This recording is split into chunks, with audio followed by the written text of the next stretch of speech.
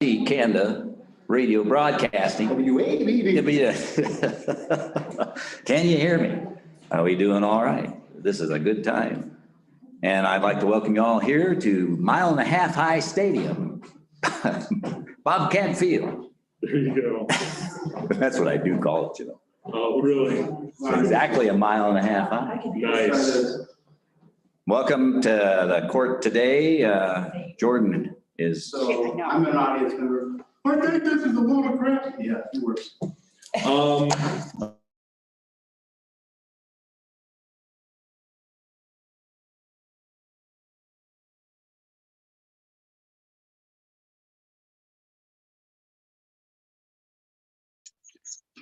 Ground control to Major Tom.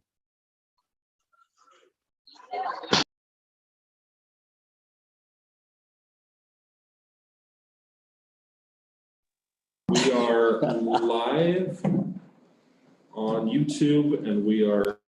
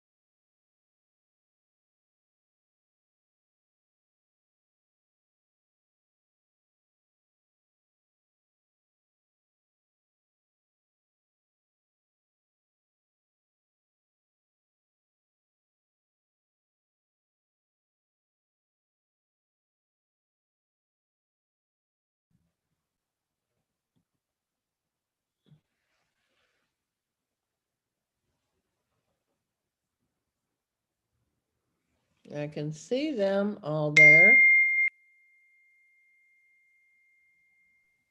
You're good to go. Are we good to go? Okay, this is Phil Kanda, Custer County Board of Health Chairman. This is the Wednesday, the March 10th, 2021, and we are located in a courtroom today because we've been in an effort to do live meetings. We're looking for bigger rooms and we couldn't get a bigger room. This was the biggest one that was available, and thank heavens it was. Also, some protocol. Masks aren't required in this courtroom when the court is not in session. It does not fall under the jurisdiction of the courts then. And so it's okay. You can elect to wear a mask or not. That's the whole point, is take care of yourself. Also, we're Zooming this meeting and it's on YouTube. So it's covered. And so when you speak up. Can you hear me back there okay? Okay, and people on the net should be able to hear, and we'll be able to hear them as well. They're mic'd also when it comes in here. So silence your phones if you got them. I'm guiltier than sin, as a matter of fact. I got to double check because I did turn it back on a minute ago. And so I'll call the meeting to order. It's 2 minutes after 9. So please stand for the pledge, and I would like to have Glenn, would you lead us in the pledge, please? Salute and pledge. I pledge allegiance to the flag of the United States of America and to the republic for which it stands, one nation, under God, indivisible, with liberty and justice for all. Thank you, Glenn. Thank you, everybody.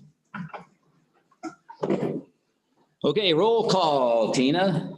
Bill Kanda. Here. Tom Flower. Present. Kevin Day. Present. Dr. Clifford Brown. Present. Tina Jones here. Okay, we got a quorum. We got everybody here. Clint Smith, our attorney, is not here today. He's on a vacation, and we decided, I guess he's done enough damage already, he can take it off. So he also sent some comments to us that we can address later if it is appropriate. So audience introduction is normally what we do now. And I'd like to just go around the room, say your name. We'll start with Dr. Brown over here and say it slowly so Tina can copy it. If we miss it, we'll get back with you because we've got the tapes too. Go ahead, Dr. Brown. All right, not that slow. H.A. Buckwitzel. Tracy Ballard, Valley Beat. T.C. Smythe, KLZR. Nice to meet you. Lucas F. Scott Henshaw. Susan Henshaw. Winshaw. Winshaw. Wait, hold a minute. So after Scott Henshaw? we've got Glenn, got them both now. Yes. Okay, Mrs. Winshaw. Okay. Winshaw. Phil Winkelstern. Dee Winkelstern. Peggy with an I, Collins. Steve Cox. Noel Berge. Can you spell that? Spell that one.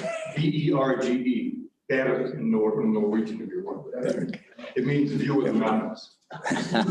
Jim McMahon. Sandra Perkins. Tori Bowman.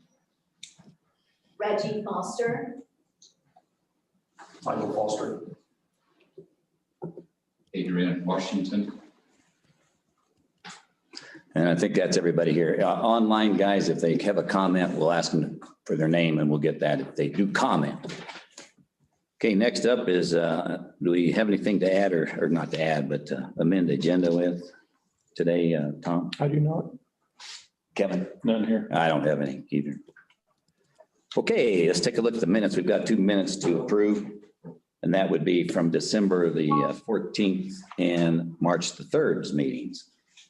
I want to thank Tina for getting them on, and she had them out. We had some comments that I think she's used to update them, so that should be the most current version. So do I hear a motion? I would make a motion to approve the minutes from December 14th, 2020, and March 3rd, 2021. Second. Been moved and seconded to accept the minutes, December 14, 2020, March 3rd, 2021. Can you hear me? Can you hear everybody? Okay. Any comments? I guess we don't need any comments for that. So all in favor, say aye. Kevin? Aye. Tom? Aye. Kanda, aye.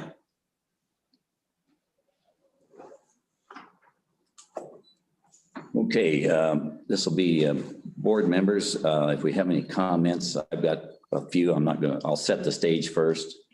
And then I'll have more that'll be relevant as we get into the agenda. But I want to thank everybody for being here. It's been a lot of activity since our last board meeting last Wednesday. And we've talked to a lot of people, all of us have. I know you all have too. And as well as the officials at the state and as well as the several county commissioners that I've been in touch with, and other of us I know will report on that too. And I'll get into the specifics of that here after we hear the stats for the county after Dr. Brown speaks. So Tom, do you have any comments up front? Any? Nothing specific, just obviously, I'm sure as all three of us have done, have received emails both supporting and opposing our decision to lift the restrictions. I've had several conversations with other individuals outside of our county that as well. So I'm sure that conversation will come up. Okay. That's all I have. Board member Day. Kind of along the same lines, fielding a lot of emails, some text messages, things of that nature. I've got some other things, but I think that will come into play a little later in our meeting. So. Okay, good. Okay, Dr. Brown, you are up with the COVID metrics for the county and wherever else it's appropriate. After that, there may be other issues, just so that everybody's aware. Believe it or not, there's other issues than opening up the county, strangely enough, but not nearly as vocal. So we're going to hear some of that. And I don't think we have anything from our sanitarian. Is that right? Mm-hmm. Okay, go ahead, Dr. Brown. Basically, nothing has changed here except for the number of tests that have been run. We have 0% 1 and 2 week positivities. We have 2,474 tests that have been run. Say that again louder. 2,474 tests for COVID have been run. That's cumulative over the last year. 164 positives have been found, though these are probable or absolutely, okay, verified. And we have had one death that occurred during the first 10 days of December over the last year. It has now been a full year. We did have one suspect show up, but he had been exposed in the first week in December, and that is not really counted against us for any reason. Because he was immune or he was? Because he was exposed during that first week in December. And so they did an antibody test on him. And sure enough, when you've been exposed, you have antibodies. So he has antibodies, but no COVID. Good. Okay. Those are the easiest. That's bringing us up to today. We have, at this point, a total of 1,804 vaccinations that have been given. Now, this is a combination of 1,070 first doses and 734 second doses. In running through our stats from when I arrived here in August, just to give kind of a feel for what has changed. In August, we had a total of 7 positive COVID tests. In September, 1 positive. October, 1 positive. November, 36 positives. December, 66 positives. January, 13. February, 6. March, 0. Are there any questions? No, just a quick one. We could probably get into it. I don't know if it's an issue. You have been told that you had to wait for vaccination or vaccine. Yeah, vaccines are. You might mention how you're handling that, Yeah. scheduling it. Another story, we have 350 in our hands right now. 200 of those at least will go out on Friday. We have scheduled at that time approximately, and things vary, but approximately 120 first doses and 80, I'll give you the exact number.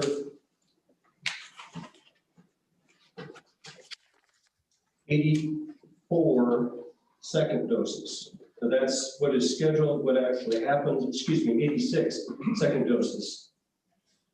And so that will kind of take us out to as many doses as we have available there. Then the following week, we'll be going into second doses. We have those covered so that we can at least complete what we've begun.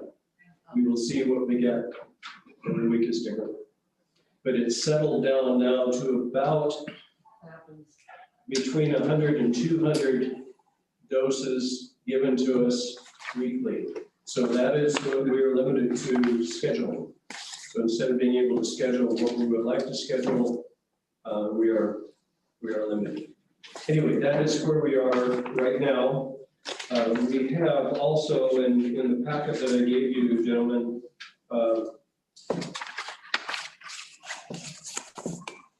as of last Friday, in the 70 and over age group, we have given 751 first doses. In the 60 to 70 age group, we have 593. And so for those who still need to have first vaccinations, that leaves, as of the 5th, which is last Friday, 191. About 60 are scheduled, and we're adding to that. We've added about 22, and we have, out of those, we have many of the people that we're phoning now just tell us flat out, I've already gone someplace else. That are on the schedule previously and they're canceling because they're already, Yes, you're getting a count on those at all? You have an idea?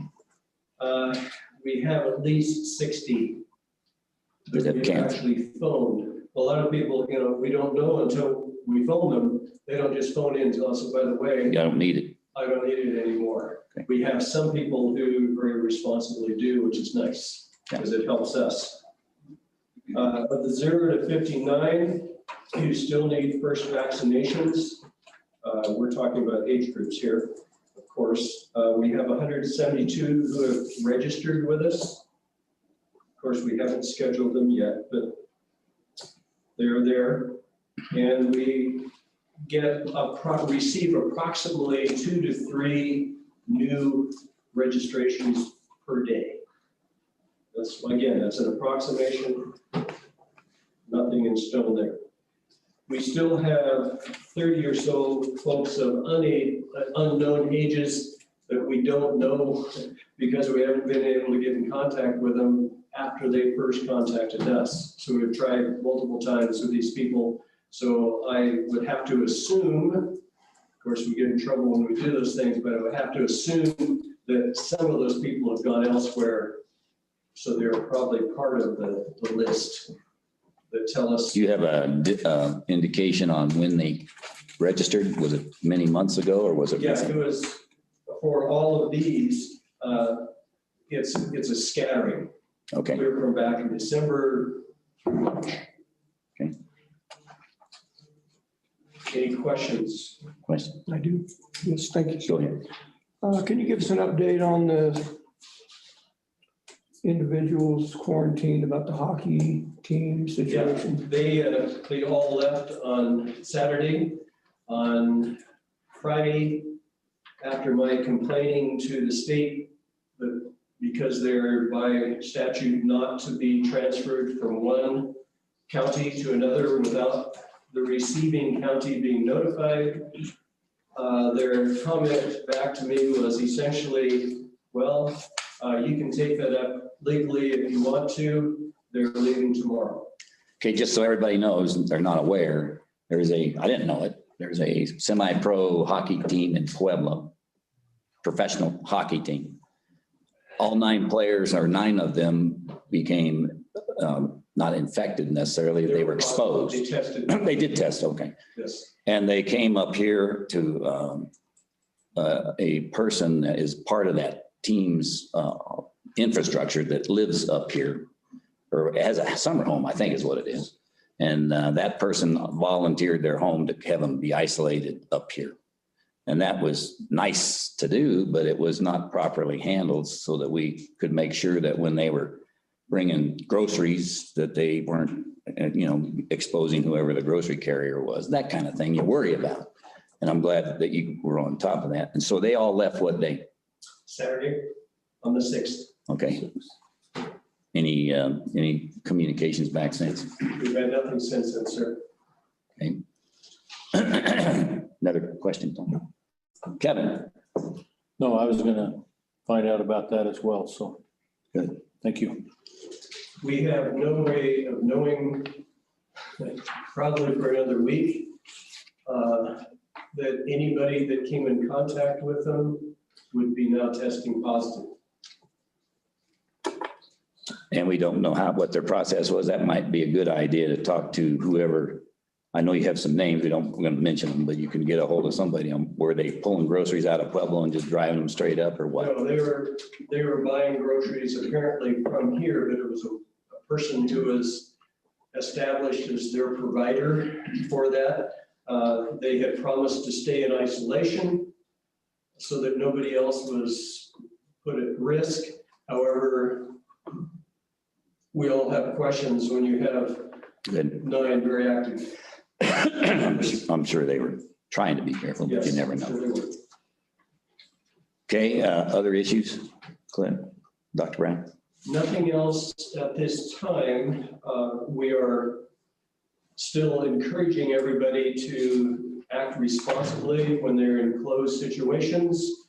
And for the people who have called and had been kind of incorrectly led to believe certain things, that nobody was going to do anything in a corrective or protective manner. And the county, if they will leave their numbers or email addresses or whatever, I always answer the phone if I get it. Okay. All right, that's a good segue. Thank you for bringing that up, because how many of you actually read the press release we released? About half of you or less. How many of you watch Facebook? Yeah. Let me read. I'm going to read 2 press releases, our 2 press releases that we formally did. And you got to recognize we work for you, and we cannot make decisions or write a press release on what we think we're going to do. We have to wait and talk and discuss it and then write it up and get it out. And we struggled after we made the announcement, after we made the decision we did on how to get it out as quickly as we could. We also have problems with our websites. Anybody here not had a problem? But it's a lot better today. I want you to go back on that website. The other thing we're trying to do is to get a Facebook page, because a county Facebook page, not a commissioner's Facebook page, but a county one. We have a new PIO. I'd like to introduce her. She's in the back over there. It's Reggie Foster. She is a professional PIO. She has done that in her past. She graduated from communications, and she's also worked for radio stations and done other press releases at high, both civilian and government positions. Very good. So even with that power, it took us until midnight that first night, and then it wasn't released until Thursday morning. So let me read that one to you. It was very short and sweet because we wanted to make sure everybody had the same basis. So this was Westcliff, March 4. Dr. Clifford Brown, Director of the Custer County Public Health Agency, announces that the Custer County Board of Health voted at Wednesday's meeting to lift the COVID-19 related restrictions effective immediately. The board's decision complies with state guidance and Governor Polis's executive order from 23 February 21. That's as interpreted at the time, which grants counties the ability to determine the appropriate time to move, quote, back to normal. Consulting with Colorado Department of Health environmental officials and considering the local conditions were instrumental in reaching this decision. We're going to talk more about this in later, so don't hold your horses. Dr. Brown reported that Custer County's major reduction in positive cases, the successful vaccination of our at-risk population, and the consistent decline in cases since January bring Custer County in alignment with the governor's order. The Board of Health will meet again on March 10th to monitor data, which we are today. That's why we're here today, and further develop guidelines and recommendations to keep Custer County on course in reestablishing normalcy. Citizens and businesses are encouraged to continue following their best practices. The lifting of Custer County level restrictions still allows local businesses to implement safety protocols at their own discretion. The Public Health Agency will continue to actively monitor and publish local COVID statistics and adjust guidelines as warranted. That was the first one. And at that time, all heck broke loose. A lot of people wanted to talk to everybody. And so we had elected to let that take its course and then follow up as soon as more data was possible. We did that on the 9th, yesterday, after a bunch of discussions that we'll talk about, each of us have had with officials as well as the public, et cetera. So on yesterday, this is the new one, and it further emphasizes what our intent is. This is 9 March. The Custer County Board of Health's courageous vote to return to normal has empowered the citizens and businesses of Custer County to implement their own best practices. Our citizens and businesses can now choose how and when to progress. Custer County businesses are making independent decisions on how to operate, and citizens are given back the freedom to choose. The Public Health Agency, the Custer County Public Health Agency, will continue its vigilance over COVID-19 recovery efforts and is available to help businesses establish best practices for a return to normalcy. Currently, CDRS, that's the Colorado Disease Reporting System, reports Custer County's statistics, and you just heard the statistics, and we spoke them here, and at that time it's 2,466 tests, 164 positives, 1 death, 0 hospitalizations, 0 positivity for over 2 weeks. I think we've been running low for almost 5 now, I believe. That's just an aside. The total doses, it says Custer County residents have received a total of 1,804 doses at this reading of vaccinations, and the total does not include the many Custer County residents who have received their vaccinations from other counties. For months, Governor Polis has championed the ability of Colorado's counties to govern themselves and to act on their own interest. One size doesn't fit all. That's an aside that we'll talk about later. Custer County Board of Health is proud to carry this idea forward. The CPHA, Custer County Public Health Agency, is uniquely able to monitor and support its residents, our residents, and will remain vigilant regarding the medical, social, and fiscal health of our citizens. The Board of Health will meet Wednesday, that's today, the 10th, to discuss the latest data and the way ahead. Custer County's decision to lift all COVID restrictions remains in place. The citizens and businesses of Custer County are encouraged to continue implementing safety protocols at their own discretion. That was yesterday's. So that gives everybody the same basis right now where we are. And we have, as Tom and Kevin have mentioned, and I have been doing a lot of discussion with a lot of people and agencies. And a lot of things have happened. And there's some breaking news today. The Douglas County Board of Commissioners just sent out a press release, and I'm going to read it to you here real quick. And I want to explain one thing about Douglas County.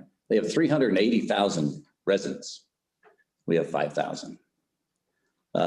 They are part of a tri-county board of public agency, which gives them, they have a board member that sits on from each county. And so it makes it very difficult. They don't have the power that we do because the agency here is just us and we are focused on the county. They have to look at 3 counties. And I bring that up because last night, the Commissioner Abe Laydon, it's Laydon, Commissioner Douglas County, gave me a call because I asked him to, because they were meeting and they met yesterday. And they met yesterday to vote on blowing off the shackles.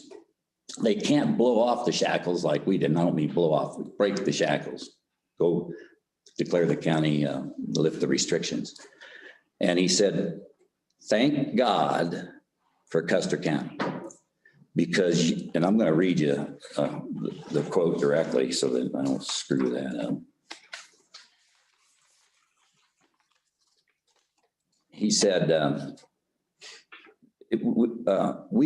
he said, you have much more power. And he says, you're leading the way for the state. He said, he was very proud to see what we had done. And he said, in fact, stand up and don't stop.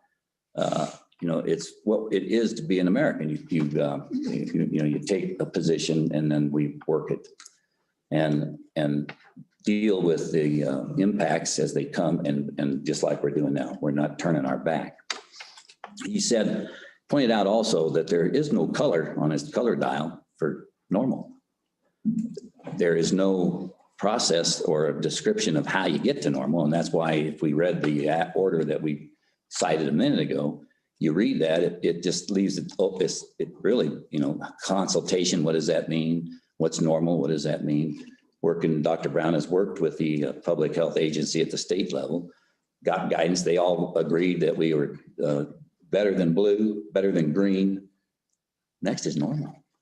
And so that's the things we used to discuss in our meeting when we first did this.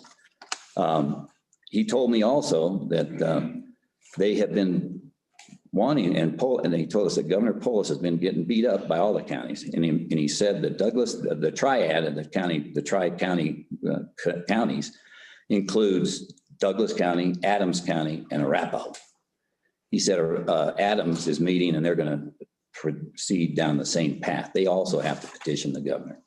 The governor went up to Greeley on his own to talk to the meat companies because they are shut down. They're impacted, not shut down there. And so he got there. They didn't talk about how to help him. They talked about what he was doing to beat him up. And so here's a Douglas County press release that says and exactly what I said. This is exactly what they voted on. Today, the Board of Commissioners approved a resolution to petition. They have to petition the state of Colorado to safely and fully reopen our county and the economy without delay, thus allowing our residents and businesses community to exercise personal responsibility to determine how best to protect their health and financial interests. All COVID-19 safety regulations remain in place and Douglas County businesses must continue to follow the guidelines. You want to hear a comment? One person said, or you could have done what Custer County did and told Polis to pound sand and let everyone reopen. Another person said, I was thinking something along the same lines. Why do we need to ask for permission? Douglas County is like your dog. When you take it to the dog park, just chilling, then we see familiar landmarks and tail wag. It goes on. And so he said that there's a governor, or what we did, and this is a quote as well, was directly responsible for Governor Polis actually opening up Coors Field I think they went and discussed some way of beginning to throw off the chains and try to get some activity going again safely. So he's starting to do that. In addition, Lauren Bolbert sent out a note just a few minutes ago. And that note says, I'm extremely proud of Custer County. They're leading the way by allowing businesses to reopen and people to make their own decisions about their health. She doesn't point out that, and we all make sure when you talk about this, we're not turning our back. We are in the minute, and this is Candace speaking, I'm not speaking for the boards. The minute something shows up on a spike, you notice the spike that occurred around Thanksgiving, you heard the numbers. That could happen. Or if it starts moving, then we got to get serious because we still care until we get everybody vaccinated about the process a little bit. And so we're looking at you all to stay free, you be free. You be free, practice the good things that you're already doing. You all, I'm proud of you all. You made it happen. And we want to remain this way as well. So it's up to you. I know some businesses are masking up, others aren't, others are distancing, others are looking for advice. The people that have not been open now need help. And how do I open up? Is there some way I can get more people in here or not? And safely, and that's why Dr. Brown is there and can go and talk to anybody that needs to be helped. Then I'm going to read this into the record too. On Friday evening, we received a letter from the State Board of Health, and you've heard that they're not going to let us do it. And so I have a copy of that, and I want to read it. And because that is germane to our discussion later. So this occurred at 5:51 on a Friday night. And it says and this is from Jill Ryan, who is the director of I'll read her title here. She's the executive director for the Colorado Department of Health and Environment. She runs the department. And we've talked with her as well many times in the past. But it's come to my attention that Custer County Board of Commissioners, she doesn't realize we're Board of Health, voted this week to move Custer County out of any further COVID-19 dial restrictions, the dial restrictions. Effectively stating that schools, businesses, government organizations, and individuals in Custer County have no ongoing obligation to implement the disease mitigation strategies regarding COVID-19 pandemic found in executive orders, state public health orders. This will be on the web after this meeting, so you'll be able to pull it up. I write to inform you that pandemic found in executive orders of state health. Okay. I write to inform you that such an action is in direct violation of the governor's executive orders and state public health orders issued by the Colorado Department of Health and Environment. And she talks about the order itself. What happened right after that, they had already started to rework the dial to make it more germane instead of one size fits all. The Douglas County Commissioner says one size fits all doesn't work, even in those big counties. And that's one of the issues they brought to Polis when the petition. And this is for which counties would be eligible based on metrics and criteria. And so she talks through the different restrictions here and create a unique flexible plans and statewide guidelines, and kind of give the counties greater latitude as best they can here. And that's a quote in here, so you all can pull that up and read it. She also stated that we are in level blue at the time. CDPHE issued an order on November the 2nd that contains the metrics for each dial and goes on about that. And then she said, the public health orders and executive orders have been upheld by multiple courts as valid. The executive orders have the force and effect of law, and all individual businesses and jurisdictions must comply with requirements of both executive orders and public health orders. That's true if it's legislated and it has the effect of law. So there's a big debate, and when we made the decision, our attorney has also talked to us, and we did this from the beginning of COVID. We have not issued anybody a ticket, have we? Anybody been in jail? No. But people reminded people, you see a lot of people walking around with masks below their nose, that gets on people's nerves sometimes. But what she's doing is stating an overarching fact. They do have the effect if they're given the power and the money to enforce them. So she suggested there are other options available, loosen some restrictions such as variances allowed, and we have worked with them. L. Child, Michelle Samura, Shermamura. And we have been granted variances, and we've been very good at making our case until now, in which they told our public health agency that it's harder to go to green than it is to go off the dial, because we are thrown in with other counties and are strapped with the metrics. And 1% increase is like half a person up here, you know. And they actually, Dr. Brown brought it to our attention that they're trying to look at, we got a process where we think you can get to 100% in green, but we'll change it and we'll allow you to do it at 5% per month. How many months does it take to get to 100% open? 10 months from now. And so that led, you know, and they admitted that, and in a conversation that I had last night with them, and they've gotten a hold and reached out to all three of us.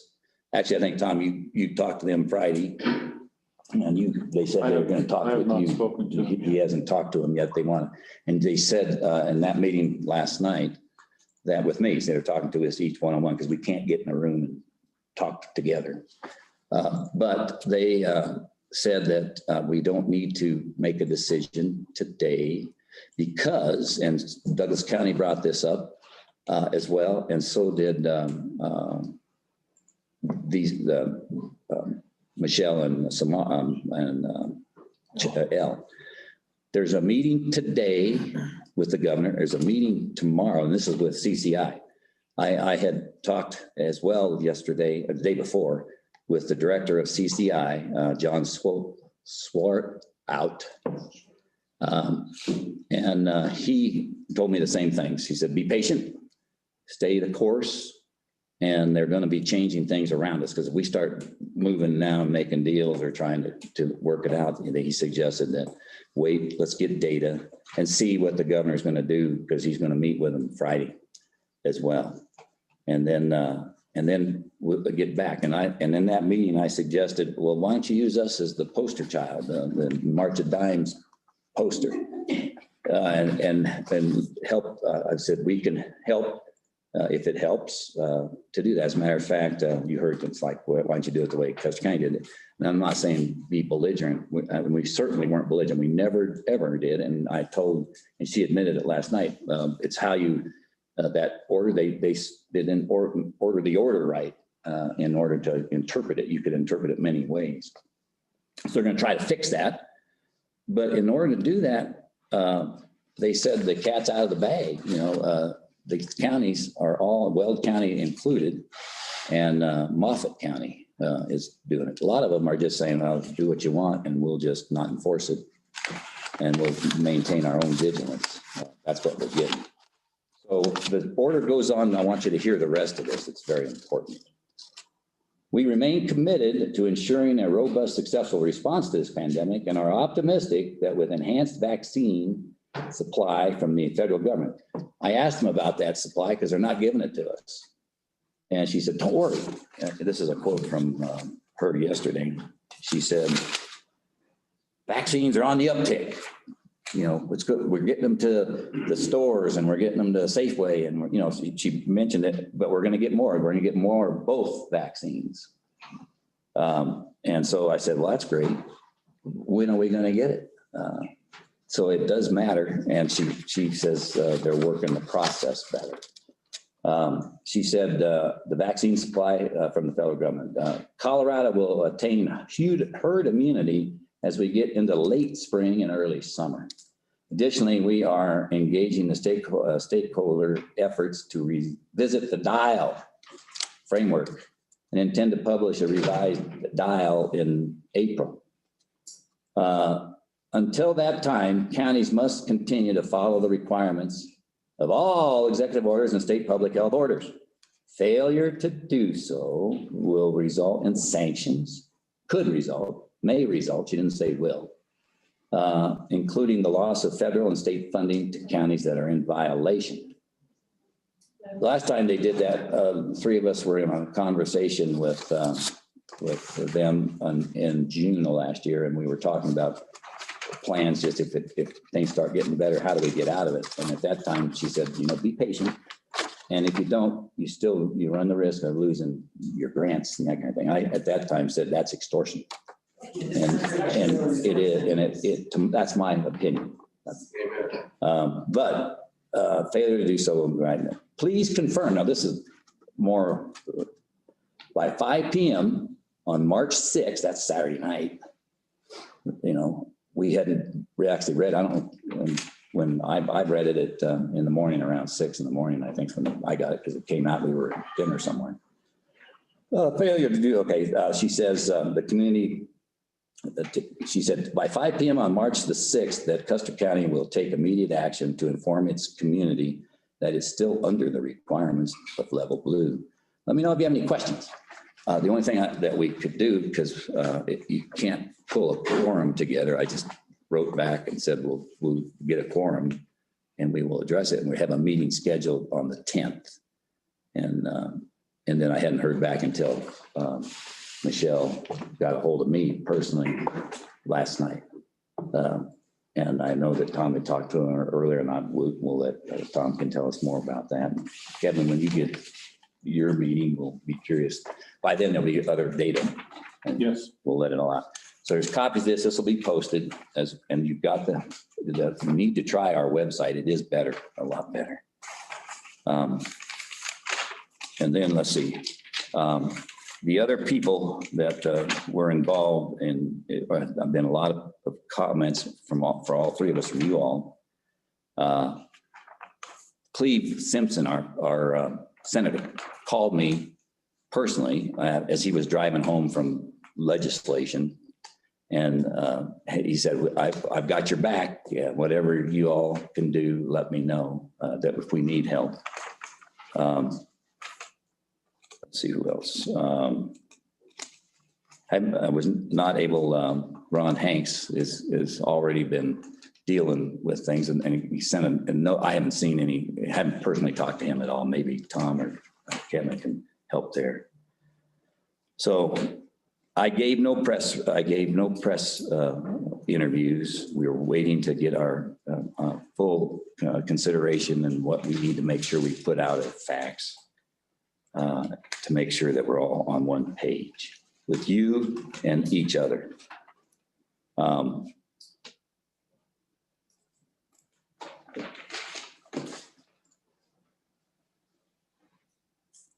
And that CCI recommended waiting. I told you that.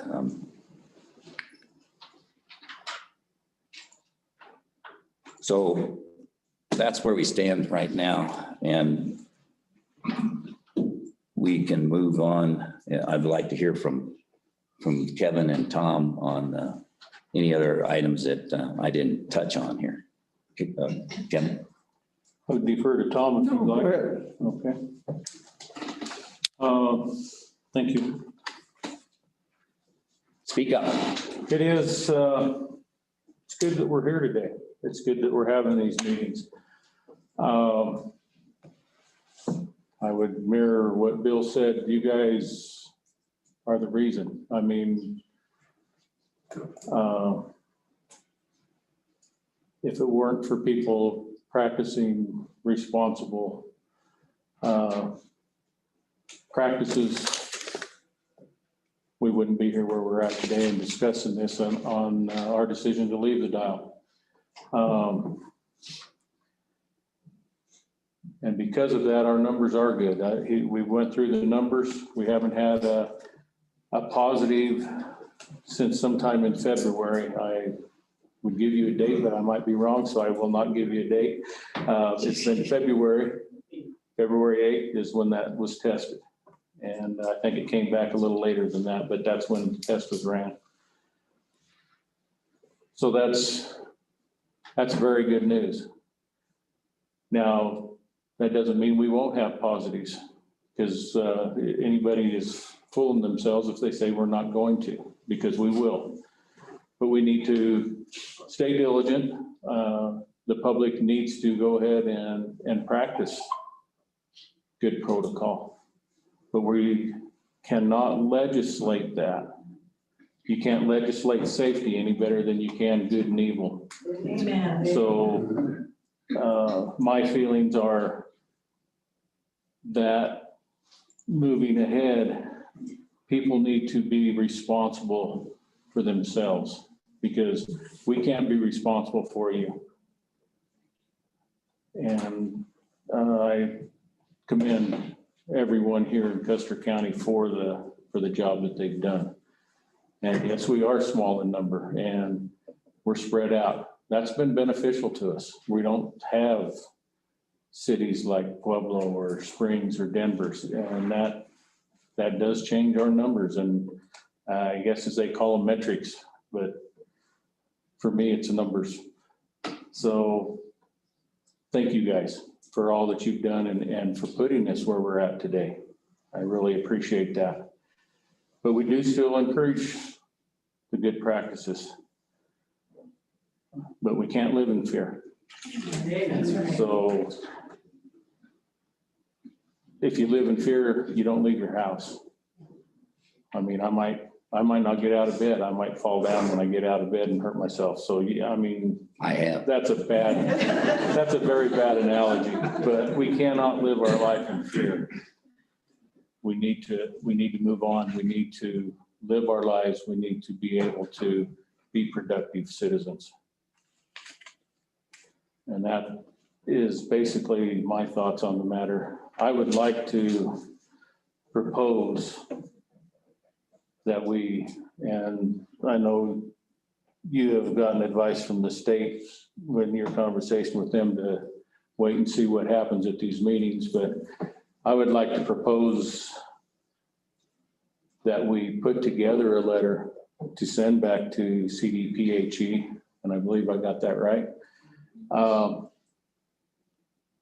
For sure. But to send them a letter asking for their help in keeping us off the dial and their support.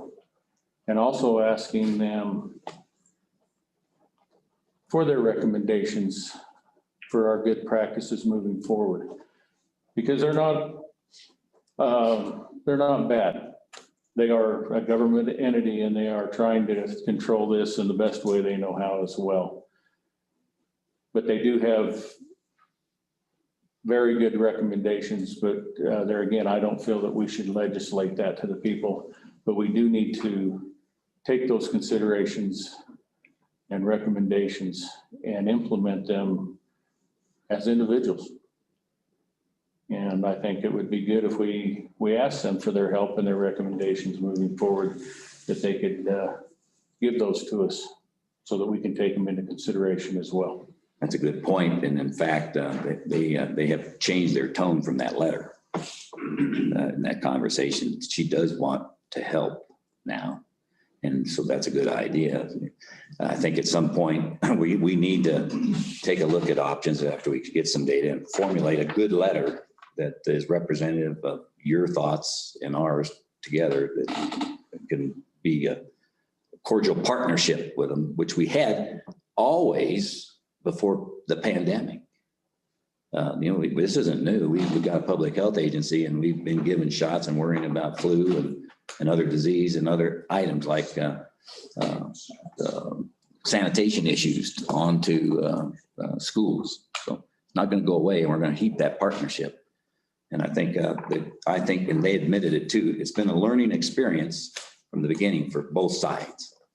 Do you remember when they put out the order that said no bicycles? County, statewide, don't ride a bike because you're going to run into each other and you could pass the germ. And that was really looking at the trails from Parker up to Cherry Creek and through the thing where bike trails are tight. And that's probably a valid concern at the initial stages when we didn't have any vaccine. It doesn't apply here. You got one bike for 20 miles. So they've allowed Taylor, and that's where variances came up and all that. So anyway, just an aside. Anything else? We do have the one bike that rides every day between here and somewhere at Points East. I pass every day. Who would that be? Erica. Is that who's doing that? So, Okay, Tom, your floor. Thank you, sir. Appreciate it. Yeah, I obviously don't need to set the record straight with you gentlemen because you were there. So I'll speak to the audience, try to set the record straight.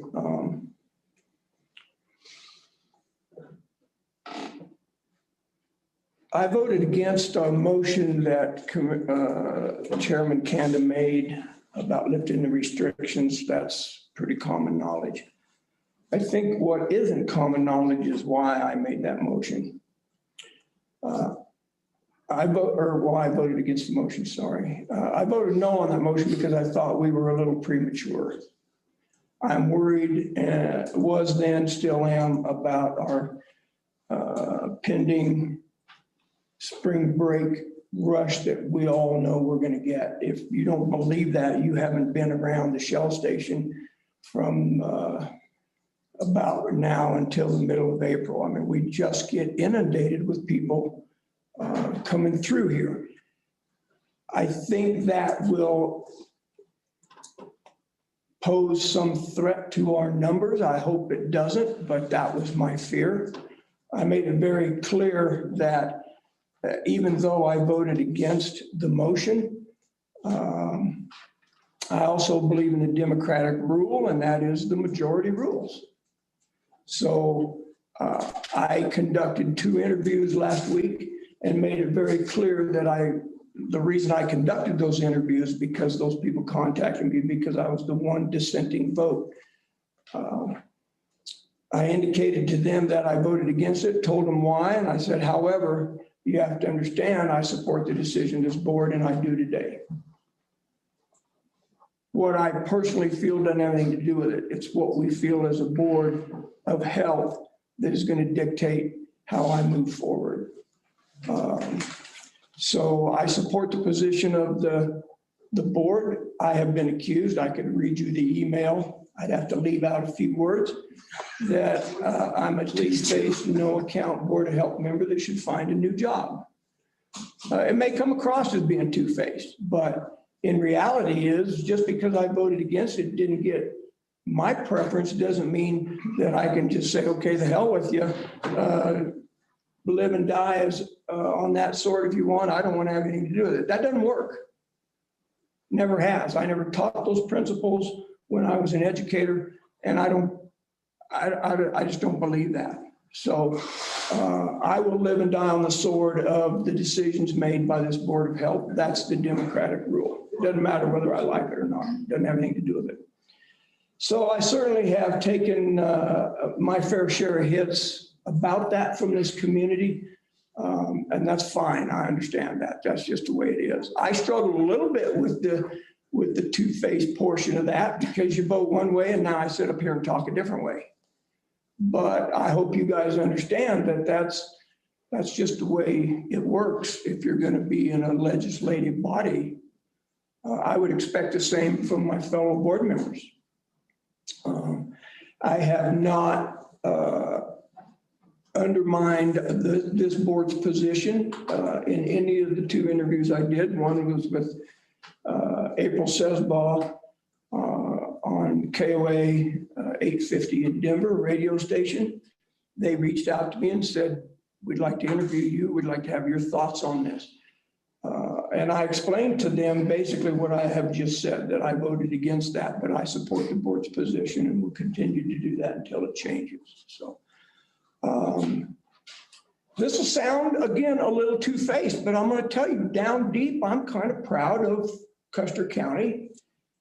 I'm kind of proud of the Board of Health's position on this. I believe we have set back, and as I indicated to people at CDPHE last week on a Zoom call, we've been behaving like your good little children for over a year, and we're sick and tired of it. Yeah. And we're not going to do anything. You know, you may say, well, yeah, whatever, Flower, you know, you need to pack sand, and you're the one who voted against it. Well, I voted against it because that's how I felt. And so moving forward is another ballgame. So KRDO, Dan Beatty reached out. He was in town. He called me. I've met with him before. he said, look, I get it that you guys don't want to get in the public eye on this. I said, I don't know why we wouldn't. Hell, we're the ones that made the decision. But he said, I'd like to come up and interview you and find out why you voted against it. I said, that's fine. So he came into the commissioner's boardroom, set his camera up, and we had a little interview. I told him, I said, now, baby, you need to know, if you misrepresent me, I will be down to talk to you. He said, oh, I understand that, Tom, completely.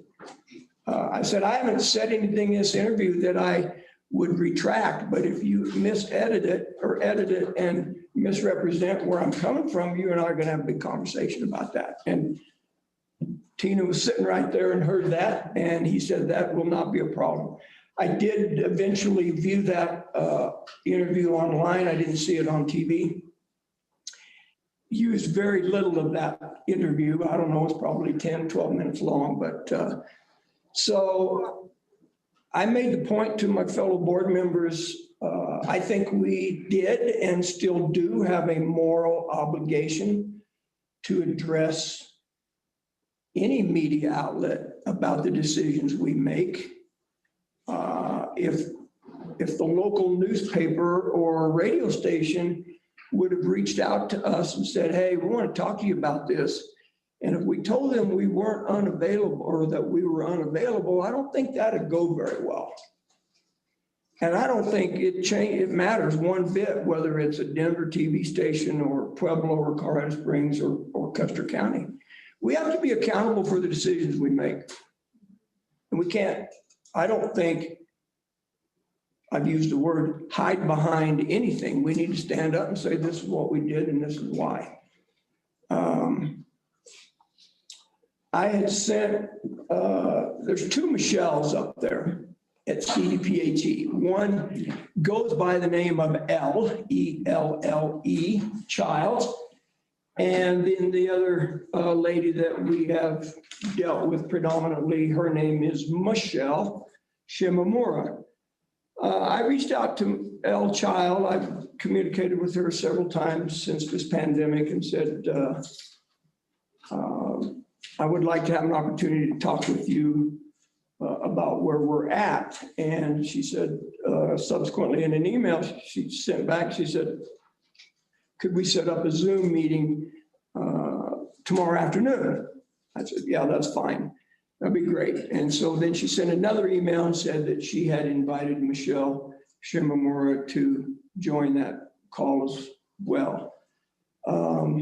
They have different roles up there. L. Child basically is the liaison to deal with counties on moving across the dial.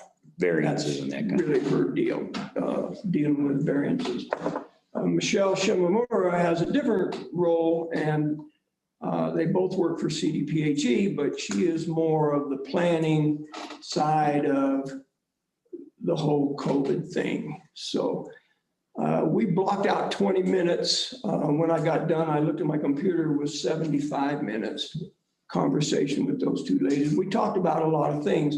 Most of those were centered around COVID-19, and part of that conversation, of course, was our decision to lift the restrictions. So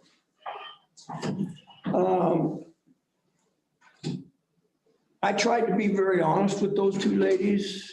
It probably will come back to bite me in the butt, as honesty usually does. It's easier to do the political correctness thing, then nobody can quote you and nobody can hold you accountable. And I just don't subscribe to that. So one of the questions that I asked, I had this conversation back probably in July with Michelle in the public health office on the telephone, and it was a very heated exchange. I used Chairman Canda's word more than once about extortion. And so I said, on a scale of 1 to 10, ladies, what is your opinion? How would you rate the chances that the state is going to leverage the financial aspect against Custer County? And they both said, I guarantee it'll be a 10. And I said again, I said to Al, I said, Al, we go right back to where we were in July. I said, you damn well know that's extortion and it's not right. And of course, they get paid to talk a lot fancier than I do. And they said, well, again, that's not, you ask us our opinion, that decision will be made at a much higher level than what we operate in the state. I said, I get that. I'm just asking you for your opinion. So interesting enough, though, when I asked that question, both of them grabbed their pen and started jotting some things down. And they said, well,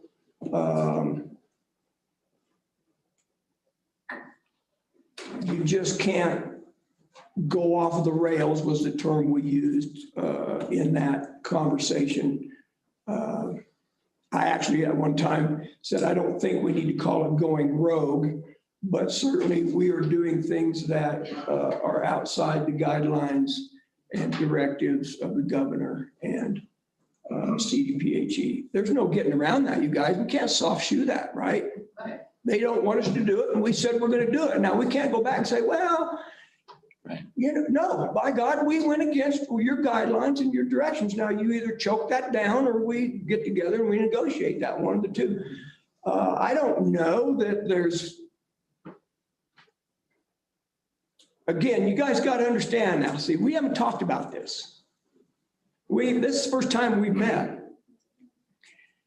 But I don't know what there is to negotiate. Either we go back on the dial or we don't.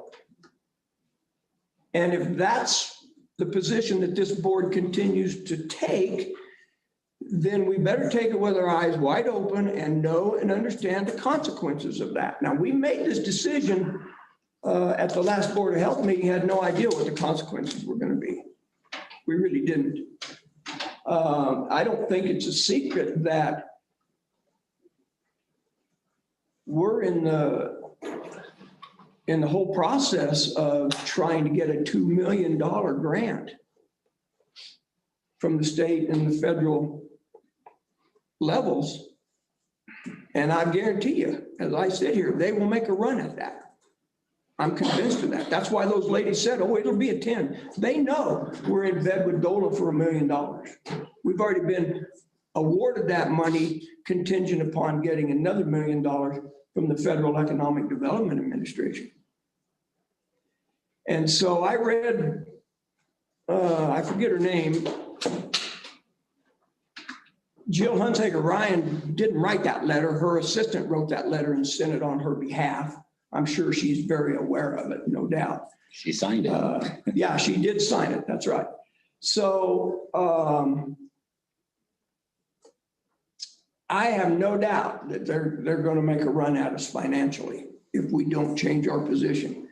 And that's a decision we will have to make. Are we going to succumb to that leverage or not? I don't think Jill Hunsaker Ryan, who I've talked to 2 or 3 times since this pandemic started, I don't think she has the authority to tell us that they're going to pull federal funding. Now, the governor and his outfit may have the strength to do it for state funding, but I don't see where they can just start making decisions about federal funding. And I will tell you this, I would look forward to sitting in a court building in Denver, file a lawsuit against the state of Colorado for doing that. I will vote for that.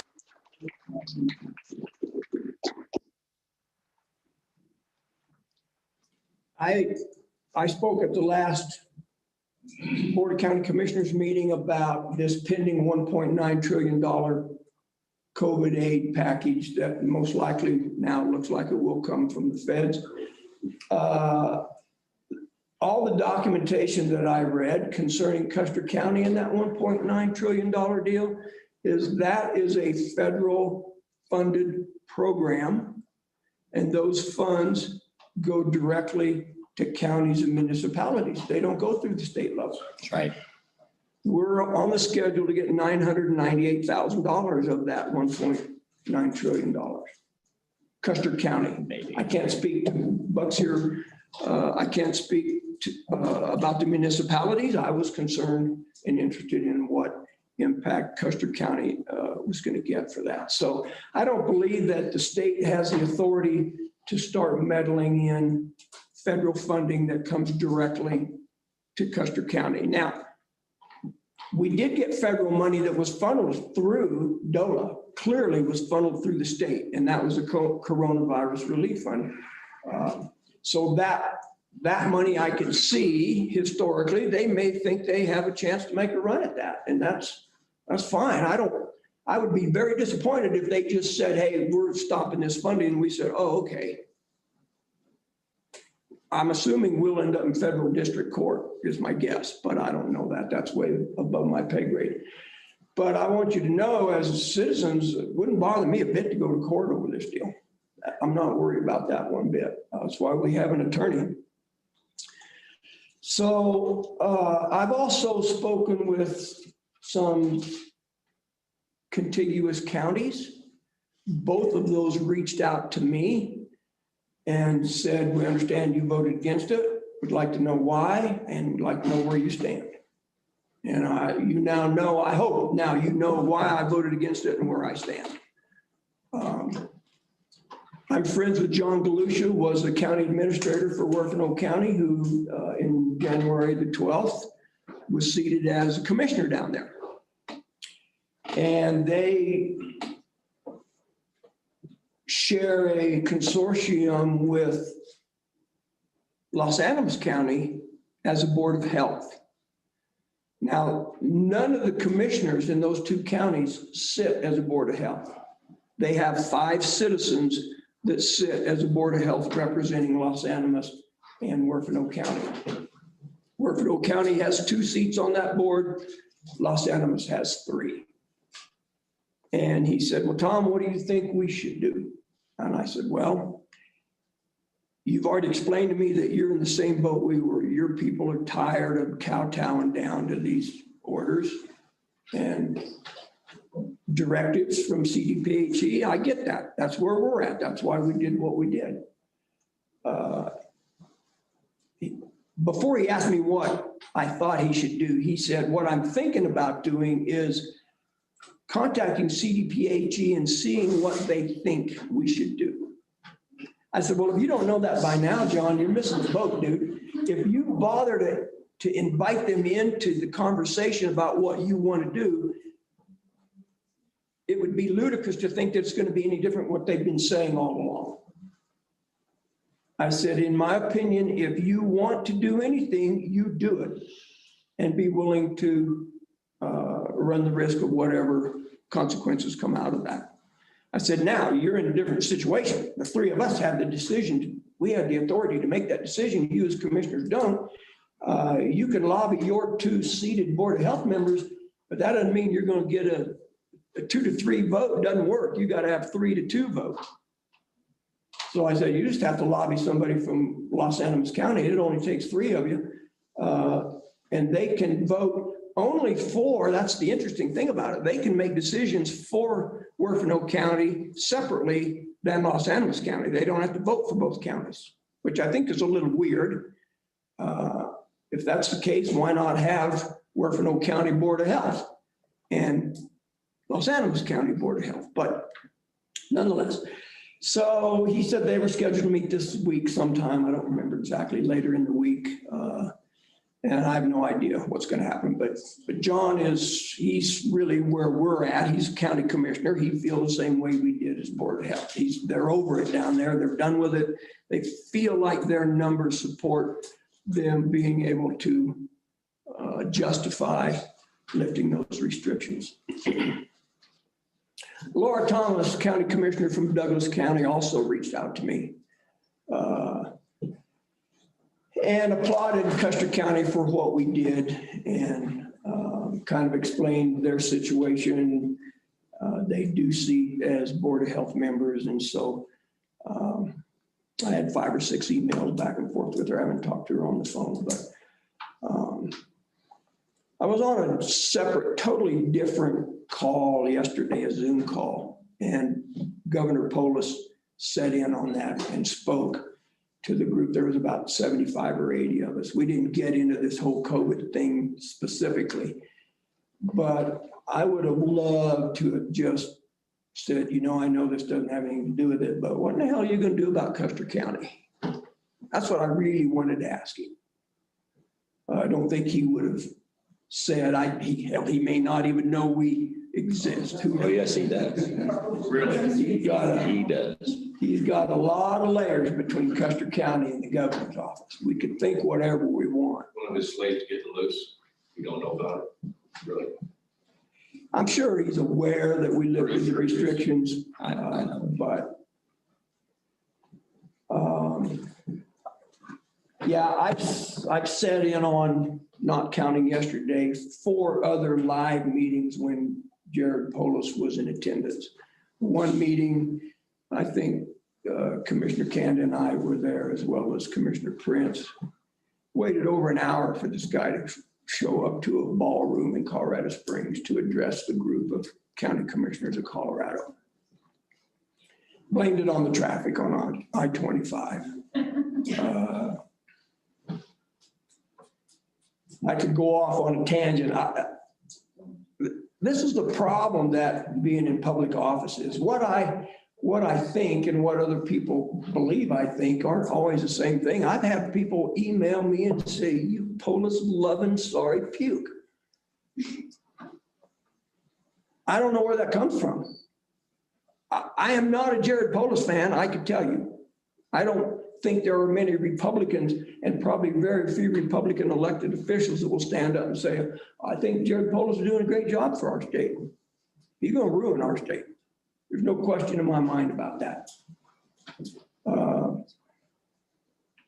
But we don't have much control over that either. We gave up that control when we voted him in office, didn't we? Not really.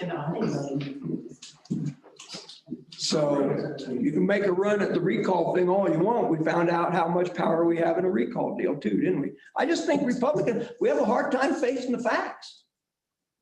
My brother called me about it, raises hell about that. I said, he got voted into office. That should say something about the state of Colorado. But you still can't vote our rights away or get outside the perimeter of the Constitution, so. Not talking about that. I'm talking about the fact that the state of Colorado elected a Democratic governor and we're all going to suffer for it. That's all. And this is a great example. I said it in a meeting that he was at. I wonder what this would look like if we had a Republican governor. Like Florida? And didn't get much response from that. So. All right. Tom, thanks. And you get good perspective. I want to address a couple things and let Kevin say it again. Then I want to hear from the floor here. Just so you know, and I'm going, Tom reminded me of a few things. In making that decision, remember, and he made a point about the summertime and the spike maybe coming. The statistics that you had in July of last year and August, or timeframe, I think that was the 4th of July. We had a parade, we had the rodeo, and we had 2 or 3 positives after that, I think, is what you just read. So, the summertime does help. You're outside, the bug doesn't get as much. It's got the UV lights, et cetera. So there's some thoughts there along that line. Also, nobody was vaccinated then. Also, we got vaccinations going, the herd immunity is building every day, and the counties around us are getting better. So I don't want you walking out here thinking that some of the things he brought up is true. We got to watch this. Why we're going to be vigilant. And that's one point I wanted to make. The other one was consequences. I brought this up with the CDPHE people too, when we were talking. They came on supporting Jill Ryan's. They wrote it. It was heavy-handed. We want to make sure, thinking that we're a little county. We've got 5,000 people, 380,000 Douglas County, et cetera. We're Daniel and Goliath here. And you think, and not this, they both CCI, John Swartwout and Douglas County's commissioner and lost the name. Anyway, both all said, and even our attorney, the likelihood, yeah, they can do it. And I don't think and they would certainly say it's a 1 out of 10, they're going to pick 10, not 4. But the likelihood, if you look at the reality of it, what would the press would have a field day if they decide to come down here and enact and start giving tickets in this valley to be staying whatever is one point. Also, on the other side of the coin, if they came down and took our money away, that's taxpayer money that was raised to go to the states for a specific issue. You can disagree with how things are doing, but you can't take that away, that right that we have for that money. And Tom was actually right, 100% right on the feds going directly to the county. They have no handle on the new money that's coming. It's going to get watered down through the state. That's a fact. The actual process they do have control of is some grants, DOLA and that kind of thing. But if it ever got out that you were denied what you already had made the case for, and it's rightfully raised by you guys paying taxes to get grants to everybody in the state and hold that away, the press would have another field day. The Custer County rogues, or whatever they want to call us, don't get the money, don't mess with us. We're going to do it. Can you imagine what that would do? Even in the statewide. Here's another statistic that county commissioner threw out. When this pandemic started, Colorado was number 1 or 3 in still producing a good economy. We were doing great against 50 states. He said today, you go look at it today, you know where we are? We're number 3 at the bottom. We have more unemployment, more people out of work. That's what you look at. You've got this, I mentioned it in here. Our press release said, and economic help. What do you have to give money to if everybody's gone because they don't have a job? And that's what they run the risk of. So all the counties that are doing this are taking and they looking at the same playing field and making the same decisions based on that. What's the likelihood? That governor works for the people too, just like we work for you. And so, we gotta stand tall and do the right thing. And you can't there's no such thing in my mind as playing politics with your lives. We do the right thing based upon the knowledge we have with the facts on the ground at the time.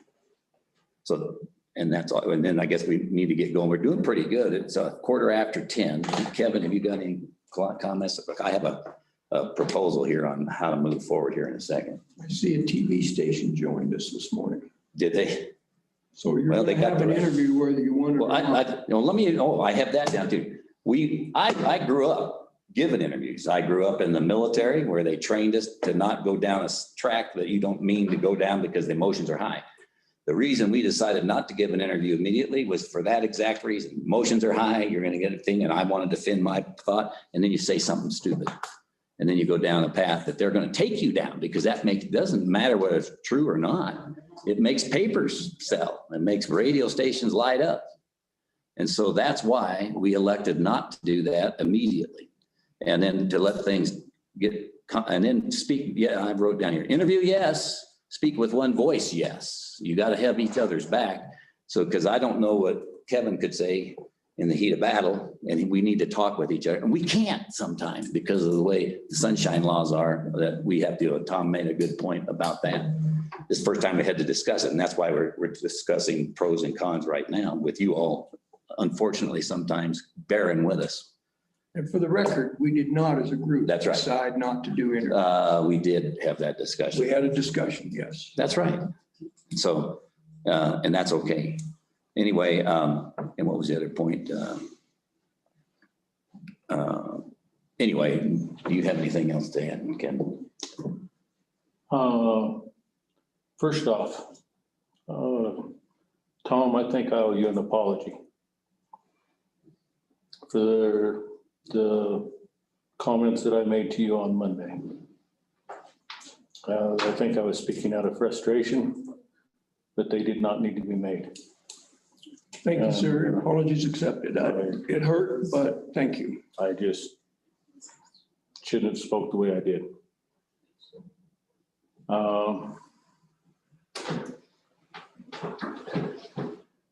I would reiterate my feelings on moving forward as we are to stay the course.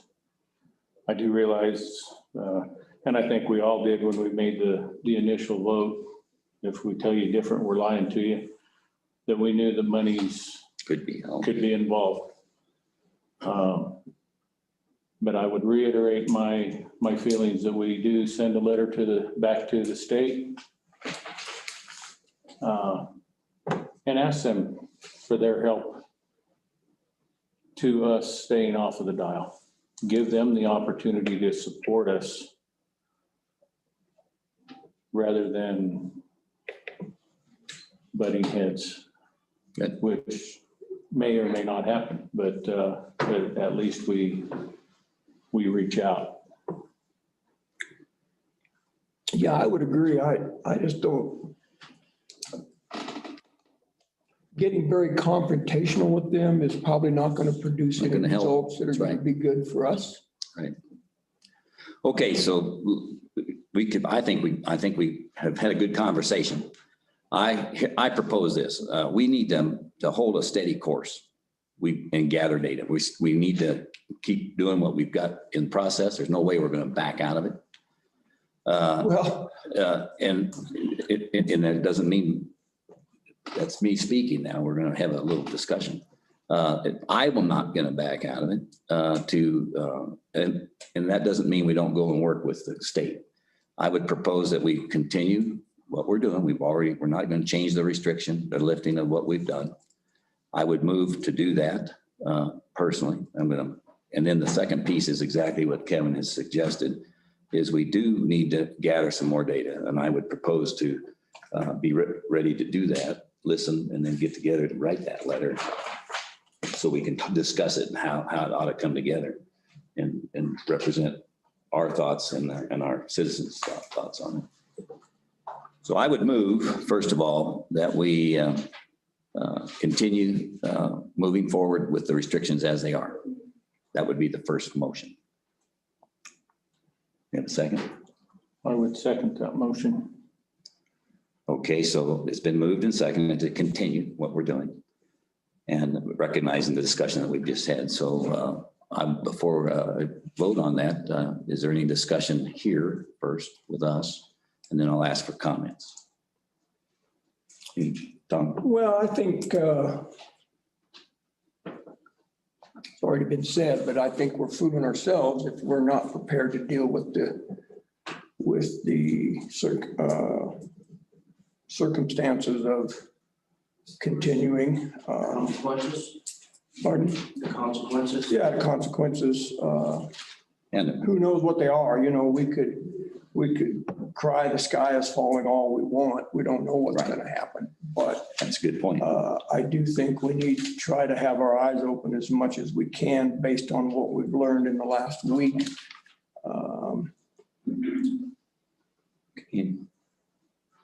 Kevin, just a second, we'll get to Kevin.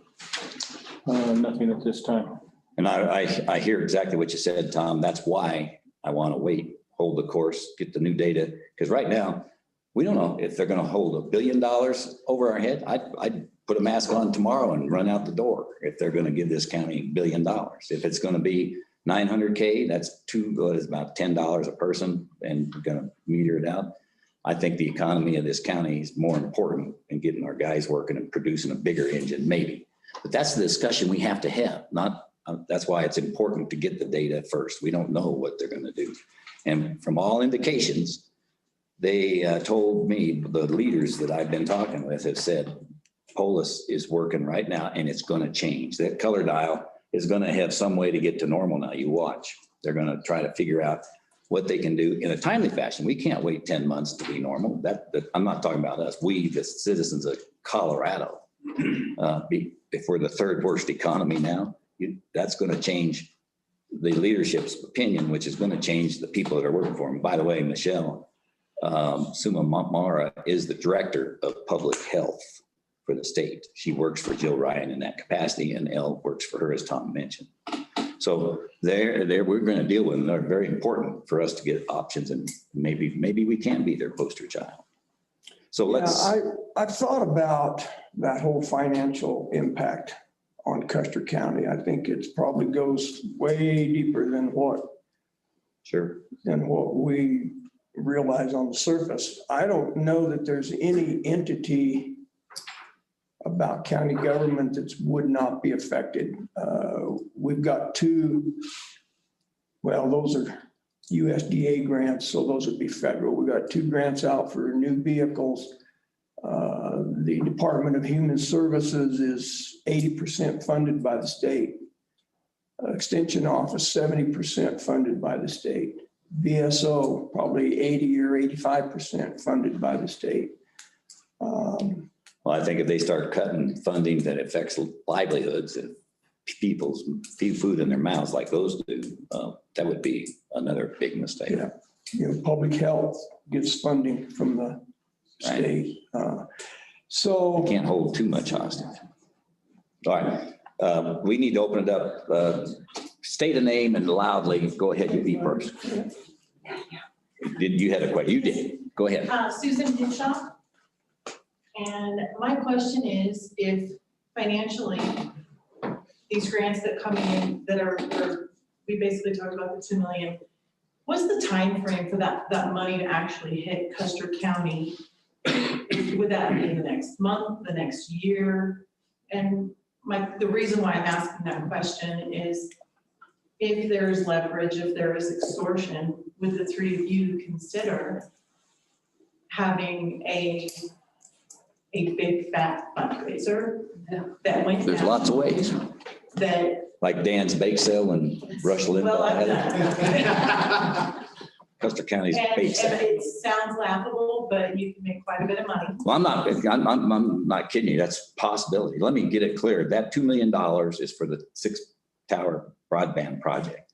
That gets put in, and they've got until December of this year to put the business case together yet to buy, to match that fund. Now, the reason I brought that, you brought it up, is that's a lot of time from now until then.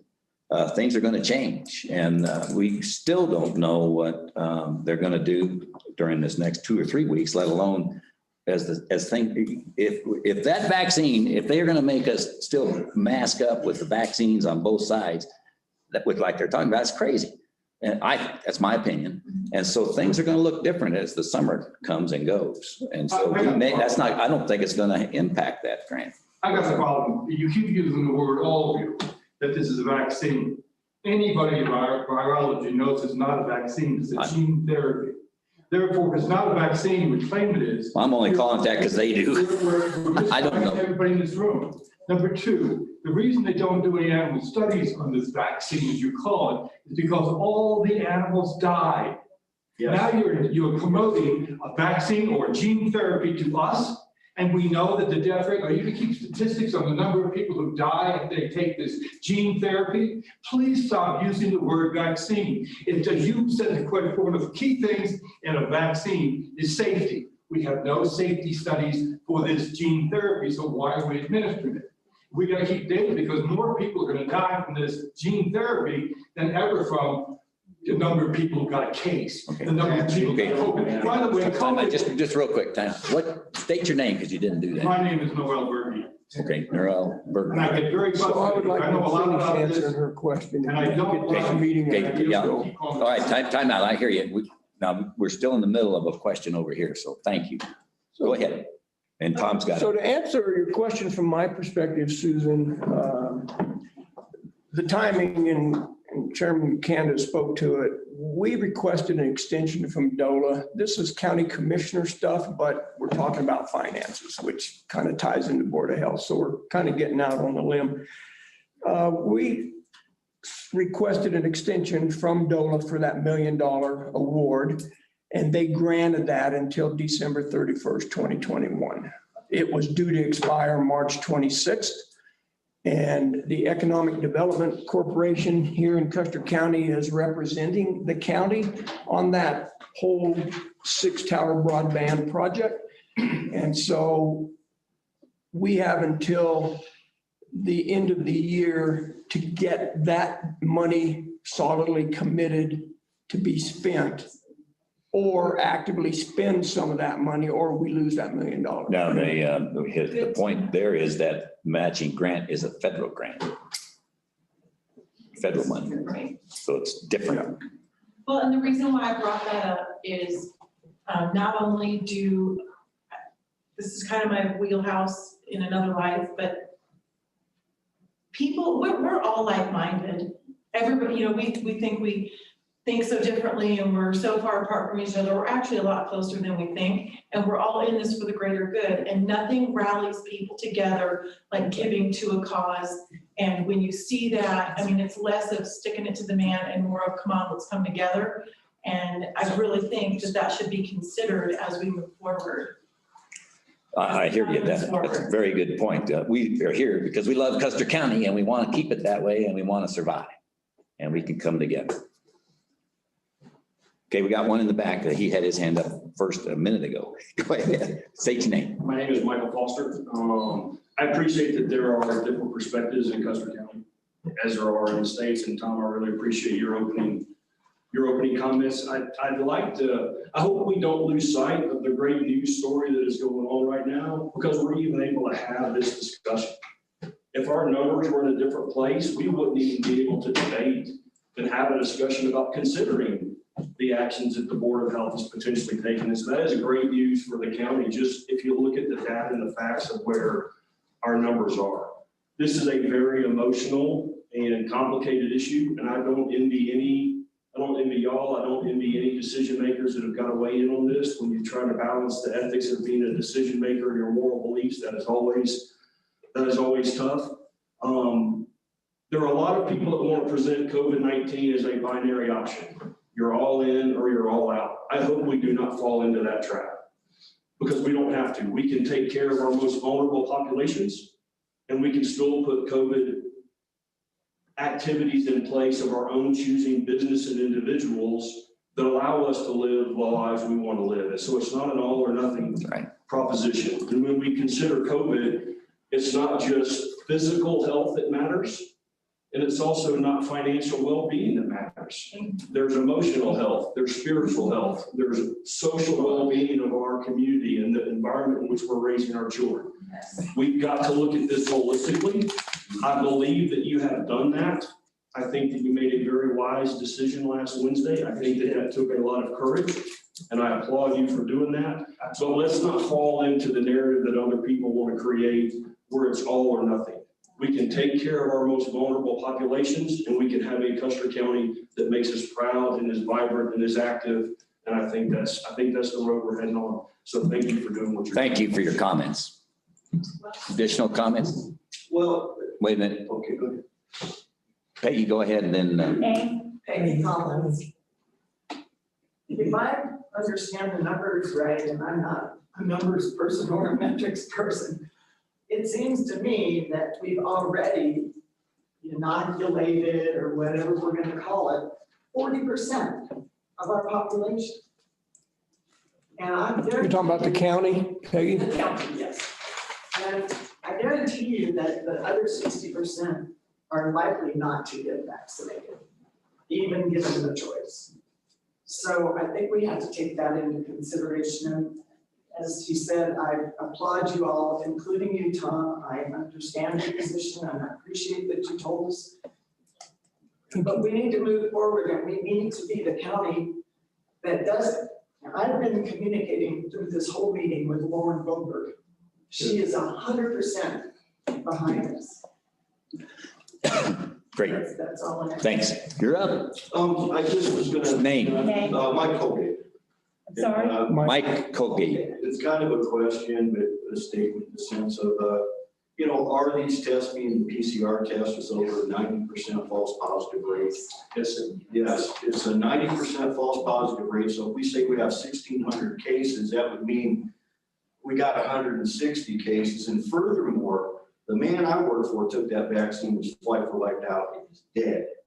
So I'm pretty pissed about that. Let's talk about that. How many follow-ups are they doing for the people that took the vaccination as an adverse reaction, hospitalizations, and deaths? It's aggravating to me. And thank you, you guys. I'm not mad at you, but it is a concern of mine, because it's killing people. Your chances are 20 times higher of dying from the vaccine COVID over 60, 260 times greater of dying of the vaccine than COVID under 60. These are CDC statistics. What are we going to do to this county? We cannot go forward with this vaccination stuff. Okay, that's good. And that's another issue. Yeah. That's a different issue. That's a good issue. And I'm sorry, I'm a little heated in that. Well, that's okay, but that can be looked at at another meeting. But you got through it, Mike, without calling them any names, and that is a. Or even spitting that time. Okay, thank you. Got another one over here. I'm filming. Say, it's Phil Winkelstern. Winkelstern, got it? Okay. It's more of a comment of what's something you said earlier about David and Goliath. And I think that's what we're all in here. You know, we're David, and sometimes David makes the rest of the world aware of what's going on. That's exactly. And, you know, if we do that, I think we'll be put on. We've done a civic duty, didn't we, for the It state? really is. Here's my comment. All right. One back here. Michelle, state your name. Michelle Tillotson. And I just wanted to thank you guys for being willing to take this on because it has to start somewhere. And hopefully a whole bunch of counties will start being empowered to stand alongside us. And I apologize that I have to go to my seniors, but. Thanks for the comment. And I'll tell you, it sure was good to hear Douglas County doing that before this meeting. Let me tell you. We need help. Thank you. Go ahead, Mike. State your name. Jim McMahon. Or Jim, I mean. Tommy, I understand you voted the no and you had concerns about when we get more visitors or. Have we gone through that already? I think so, twice, yeah. I mean, early in the spring, I mean, didn't we have quite a bit of, people showed up? Did we already? Well, that was the point that he made, the doctor made earlier.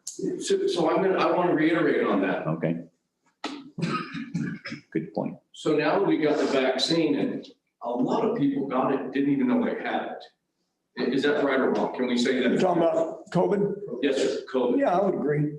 Some people's immune systems were intact and they probably were able to withstand this horrific boogeyman. People that were overweight or had underlying conditions were predisposed, their immune systems were compromised. The mask is going to have to get taken off. This whole big carnival of events that's taking place. And I understand that was your concern, and I see how you're looking at this as a very conservative manner about interceding on the behalf of the health of people. Right? That's our job, yes. It's your job to protect my health. No, wait a minute, is it your job, right? I'm not talking about you as an individual. Okay, so collectively. Yes. Okay. That's why the Board of Health exists. Right, so your guys' intel is telling you how fatal all this is, right? How many people died of the regular flu? There's a big mask here, and I don't want to get off on the fairy dust and stuff all going on. But at the end of the day, you might really stand back and look at this whole scenario. You owe that to me because that's where I'm at. So I'm one of your people. You don't think we've done that? I'd like to see that report. I'd like to see the research. I'd like to see the people that maybe you guys are basing your decisions on. Right. I would like to see if you guys have absolutely compiled that. I'd like to see that because that would do my heart a lot of good because of what I'm hearing and what I'm seeing on a day-to-day basis in our little county. I've been here over 20 years. We haven't taken all the precautions that you guys are throwing out there. I'm in this community all the time. You got more people wearing masks now that the thing was taken off than you did earlier. Because they're not so much in rebellion, I think, because of the overreach of the government. And we're done with that. So I'll let it. Jim, let me make a quick. So my question was to Tom is that's why you made that concern.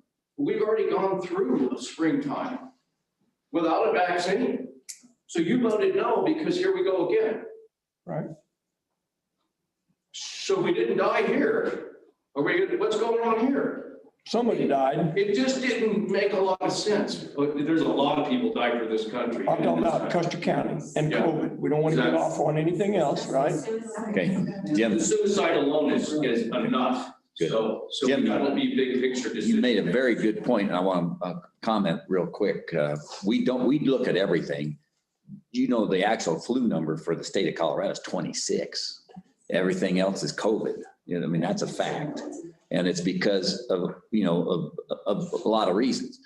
And also, Dr. Brown does not overlook the safety issues of other, like the vaccine itself. But, you know, somewhere, you know, that wouldn't be a bad idea to have a meeting. Let's take a look at where you always hear the news, and the news is always pro and against. You know, it depends on who you're listening to, it sounds like, whether the vaccine's safe, whether it's not. And then if it is, why are we wearing a mask? All that kind of stuff. So it goes on. And that's a valid question. Bottom line is, you made a good point. We survived. We went past it all in the end. The way we handled it, by distancing when we did, we know. The beauty is we have a family. We know the family. We know who's sick, who's not. We feel comfortable with each other as more than in a big city. It's different. That's why it's important to have local control. Self-government. That's right. Local control rather than a one size fits all. It doesn't make sense. That's good news is Polis is actually finally recognizing that. At least that's what they're saying now. I don't know whether it's true or not. So I'd like to respond real quick. Go ahead. That's your. So I appreciate what you're saying, Jim.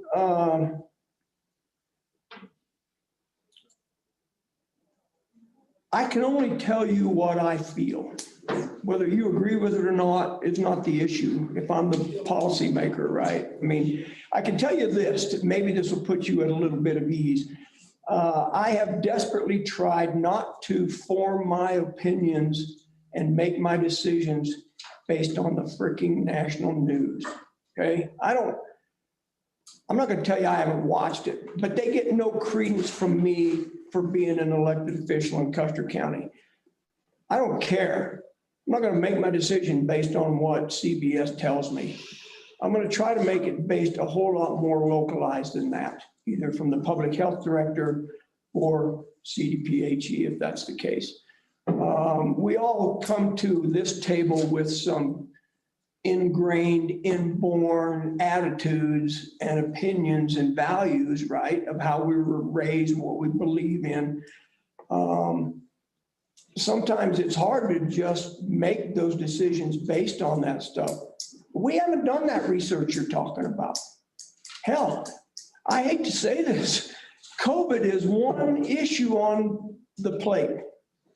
I don't have the time to do all of the research that I probably should, because I got people biting me in the butt about 4 or 5 other deals. Okay, I'm just trying to tell you. And that's an indictment on me. Okay, I've tried to do some research, certainly can't. Plus, here's the other thing. What are you going to believe if you're sitting in this chair? See, everybody's got a different opinion. You're right, and that's what I was conveying is my opinion is I'm pretty active in this community. My wife worked at the grocery store for 20 years. We're part of this community. Every day, we're in it. We're either working in it or we're having a beer together, we're having a hamburger together, we're having a patriot meeting together to see what the country's actually doing and try to get good intel. This is a healthy community of patriots, beautiful people that are really concerned about their families in the long game in this country, for the whole country. The whole thing's a little bit askew, I'll say. So the concerns is, Tom, I have all that research. I would share all that with you guys if you could, and maybe we should just have a little meeting. Sure. Doesn't have to be, it could be at somebody's house, I don't really care. Or can you guys? No, if we do it, it would be a workshop and it'll be official and everybody else can come, and that's not a bad thought. We need to have that as a meeting, and we need to get these cards on the table, because everybody I know sitting in this room, and I know pretty near everybody, those are the things that need to be looked at in a light that's not so crazy. Okay. Ms. TC's been wanting to ask a question. I got her, but yeah, he was, but No, you wanted me to yield to TC here? of course, if I can go after her. Yeah, you were next. If you'd like to go first, Go ahead, state your name. Oh, TC Smythe, KLZR Radio, the voice of the Wet Mountain Valley. Thank you very much. We've heard you. We've heard you. I know that in public comment, I'm not entitled to an answer on the spot. You can get back to me later if you have answers to these two items. I'd like to know which person at CDPHE was the one who said it was easier to exit the dial than to go to green? And do you authorize him to answer me at some point?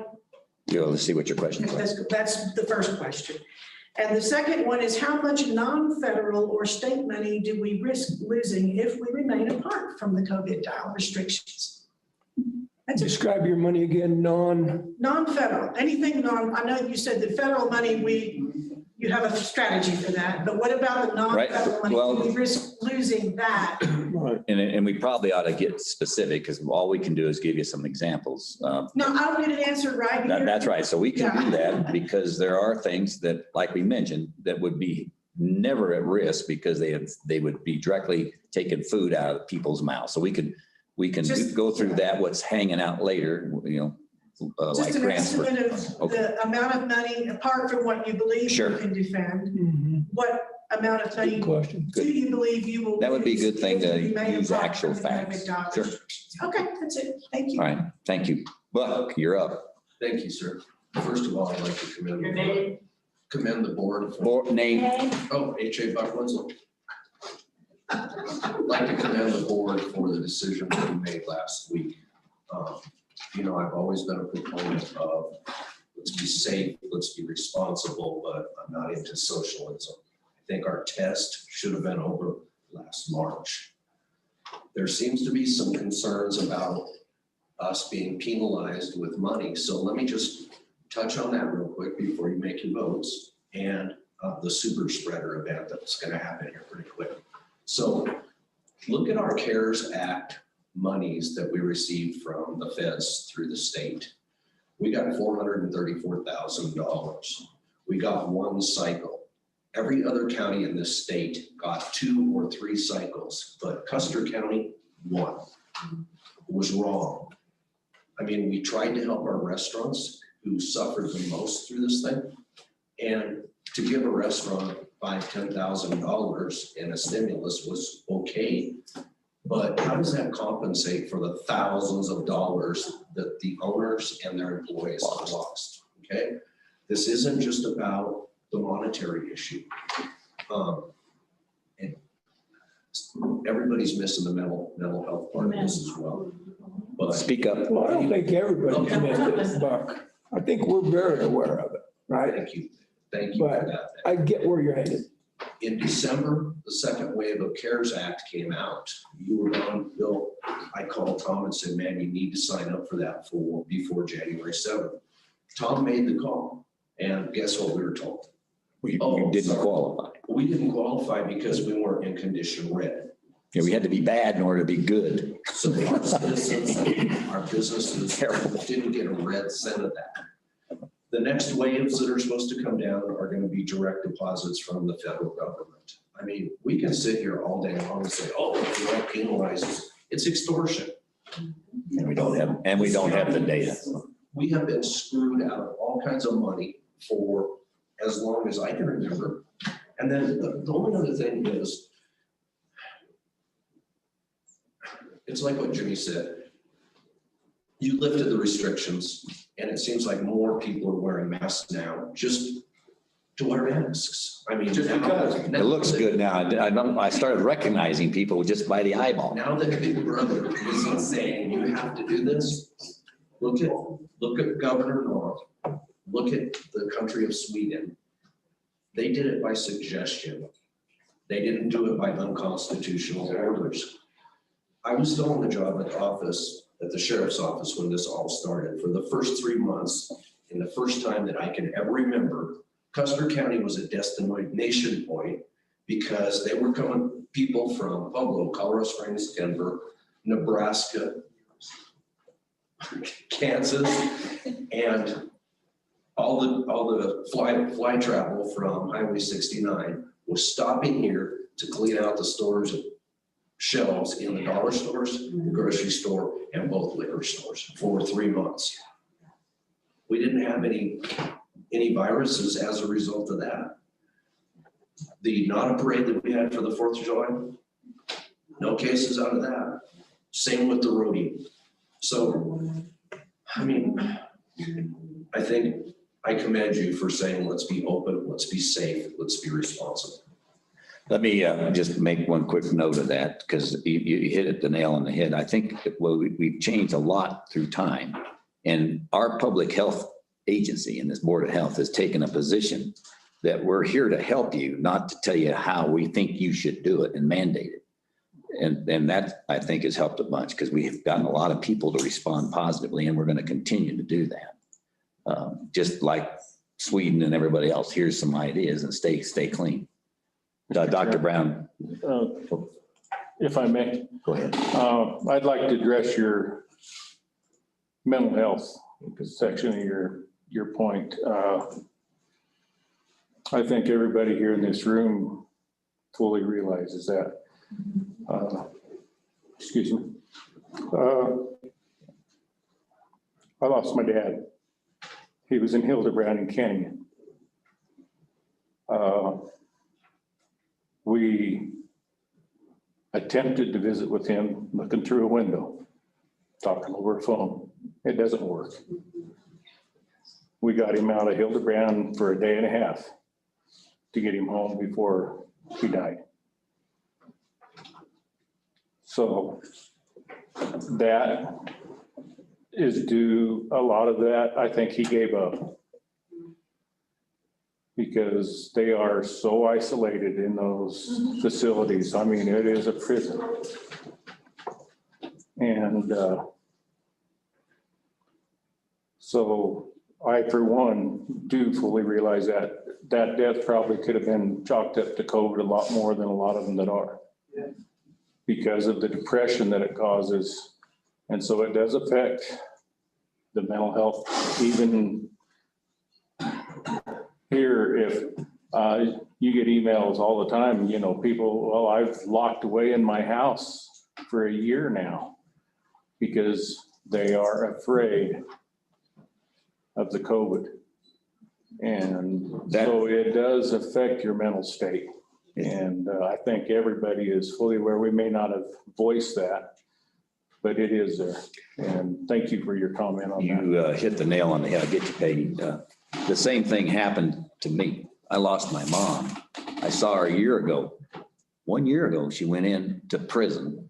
And the only time we got to see her was by bars at a patio where they drag her out 3 or 4 times. And she died by herself, alone. So it matters. You matter. Peggy, go ahead.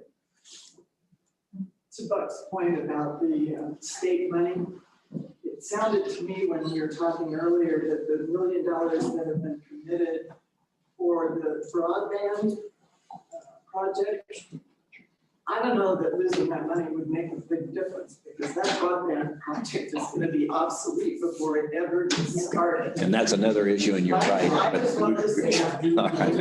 I'm sorry about your dad, sir. Yes. Yeah. Glenn, state your name. Glenn Shock. Number one, I want to say thank you to you guys. I know a year ago when you became commissioners, or when you were in the commissioners, you did not think this was going to happen. No one knew it was going to happen. And you've had, as Tom said, a lot of extra thrown on you. And I appreciate what you tried to do and what you tried to help us with. But I do understand what you've done here, and we appreciate what you've done as far as trying to open our county up and help us function as long as we've been taught over this last year that by the federal government and on down that we're too stupid to run our own lives. And it's time for us to say, you know, we need to be able to run our own lives and make decisions. If I choose to wear a mask, if I don't choose to wear a mask, if I choose to take a shot or not take a shot, that should be my choice, not saying I refuse. Is saying that's my choice. And we've been told that we're something wrong with someone if they refuse something. Mental health for our county is extremely important. We've had several suicides within our county over this last year. And I believe some of those are directly related to what has happened. There've been people, as I minister, that have not been able to see their family. One man who was not able to see his dad, who was in the hospital dying, and they told him he couldn't come see him. I've not been able to visit families in the hospital. I've not been able, we had one lady who, they were gonna remove her baby from her as soon as the baby was born, and she would not see it for 2 weeks till she got a test that said she was not positive. Crazy thing. So I appreciate what you've done. I know it's hard, Tom. I agree with you. When we do have a lot of people come in, it is scary. I work right across the street from the Shell station. I can tell you 99% of the Texans are still wearing masks over there filling up their gas outdoors. And we can work with Dr. Brown and working with the Shell station and say, you know, this is a hot spot with people coming in. And I go inside that Shell station and the employees are still wearing masks and they're still taking care. And so we can work in situations like that, but let people decide. And I appreciate what you guys have done to try to help people decide. And as we do that, we can then move forward as a community, not letting this divide us. This has been so divisive. On Facebook, on the street, in the grocery store, we've had people that have been accosted in the grocery store, coughed on, literally, of saying that, you know, you're not wearing a mask and everything else. And I think what we have is when we divide, now all of a sudden we are spending trillions of dollars as a nation that we don't have by using this pandemic to make us, and we're going to be paying for this, and our kids and grandkids are going to be paying for this for years. So thank you for what you've done, but I appreciate you moving forward and staying claim here and saying, let's continue to do this and open ourselves up to be able to function as a community. Thank you. Thank you. Dr. Brown had a comment. Just to give you some numbers to support what's being said here. Last year, before anything happened with COVID vaccine or anything else, for flu, there's 3,547 people in the state of Colorado who died.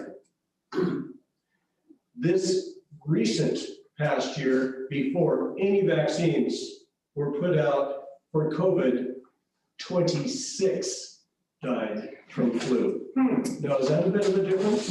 I think so. That has nothing to do with vaccine. That has nothing to do with anything except people acting responsibly, protecting, so you're not passing your virus. I mean, what did your mother tell you when you were 3 years old, when you were 6 years old, when you were 10 years old? If you're sick, stay home, stupid. Take care of yourself. Okay. So, Mr. Chairman, without objection, I would request about a 5-minute break. I know we have a motion on the Yeah, table. I agree. Was anybody wanting a burning desire to say something right now? Let's take 5. Thank you, Tom.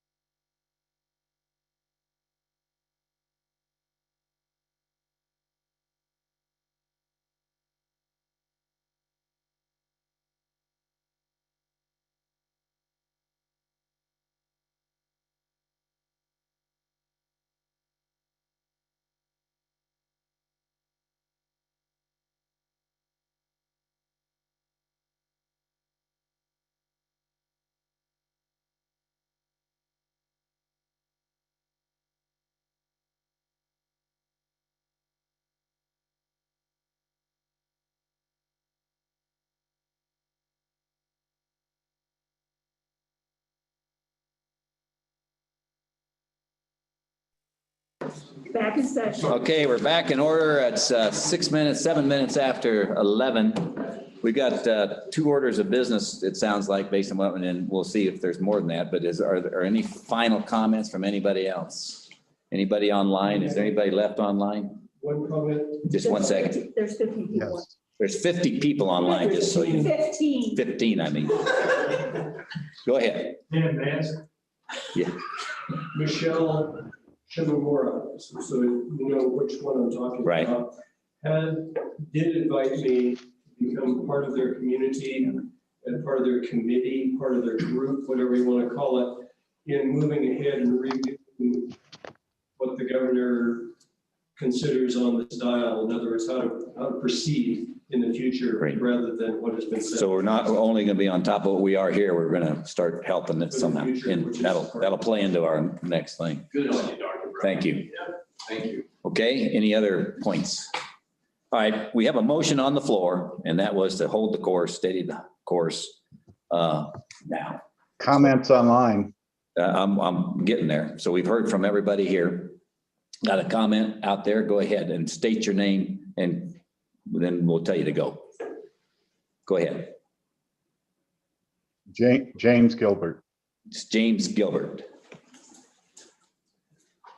Okay, you got the floor. First, I wanted to correct a couple of egregious pieces of misinformation.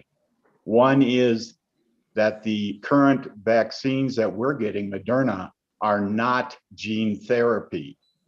They are simply delivery of a coding mechanism for an antigen of the virus, which conveys immunity. And to use gene therapy as a red flag for fear is, frankly, irresponsible.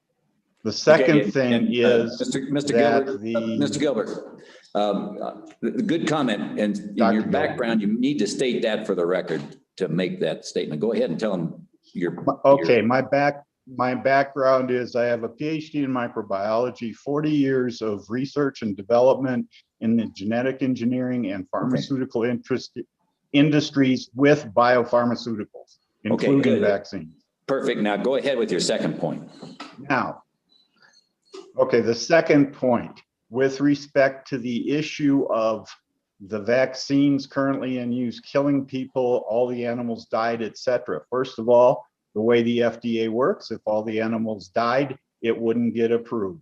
Secondly, when it gets approved for use, it is continually monitored for adverse events, reported to the FDA, and if there's a significant number, it is pulled from the market. It has not been pulled yet, therefore, there is not a significant amount of adverse effects. And we know that anyway, because there's been 1 or 2 allergic reactions in England to these vaccines and not much in the United States. So those 2 things need to be corrected. And it's really detrimental to the vaccine effort. Now, my main point is you as the board made your decision to do what you needed to do, and that's great. I'm glad to see that you have the courage of your convictions, whether I agree with them or not. However, it would be useful, I think, to the county people, since your biggest point seems to be that we all need to act responsibly. To define what responsibly means, give us some guidance from the board, since you are taking over the issue. So my question is, what is responsible behavior? Is it mask wearing and social distancing in a group environment, in a closed environment with limited ventilation? Is that responsible? If we know what it is, then we can choose to act responsibly or not. And I would suggest you put that in your resolution. We got, thank you for your comments. Oh, and it's the Pueblo Bulls, by the way. It's the Pueblo Bulls is the hockey team? A-rated junior hockey. You know what? I never even knew that. Thank you. I did not. Did you? All right, any comments online? So I have a couple comments if you're getting ready to call for the vote. Yeah, all right, I'm getting ready to call for the vote. Go ahead, Tom, you got it. So one, somebody that's on the Zoom asked if before we vote, you would restate the motion. They just joined late. They have no idea what we're doing. And then secondly, I wanted to throw out a thought that I had during the break, and I want to address it. I think not everybody in here, but for the majority of the people in here, should have said it earlier before we took the break, but I hadn't thought about it. As elected officials, I just want to confirm with you guys, I'm not trying to insult anybody's intelligence here, but you have to understand there's a number of people, I'm not going to say significant, I don't know that, but there are a number of people in this county that do not feel what we did was responsible. And I would ask you that you consider that, number one. And number two, be respectful of their opinions, just like we're trying to be respectful of yours. Whether we agree or disagree is not the issue. It's can we be respectful and acknowledge that not everybody feels the way we do, or feels the way you do, or feels the way I do. I can document that very easily in my emails this morning if we had the time. So it's easy to sit here and rah-rah with people that we think the same way, okay? But you weren't the only ones that voted to put us into office. And so I just ask for consideration of that and respect of other people that don't believe the same way we happen to believe it on this issue or anything else. Broadband, okay, you brought up the broadband point. Your point's well taken in context, but it doesn't drive the county.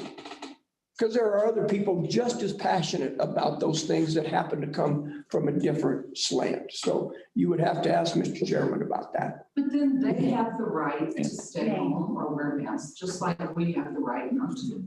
Is that correct? Sure. And for the record, she's asking your name again, ma'am. Sandy Perkins. Thank you, Sandy.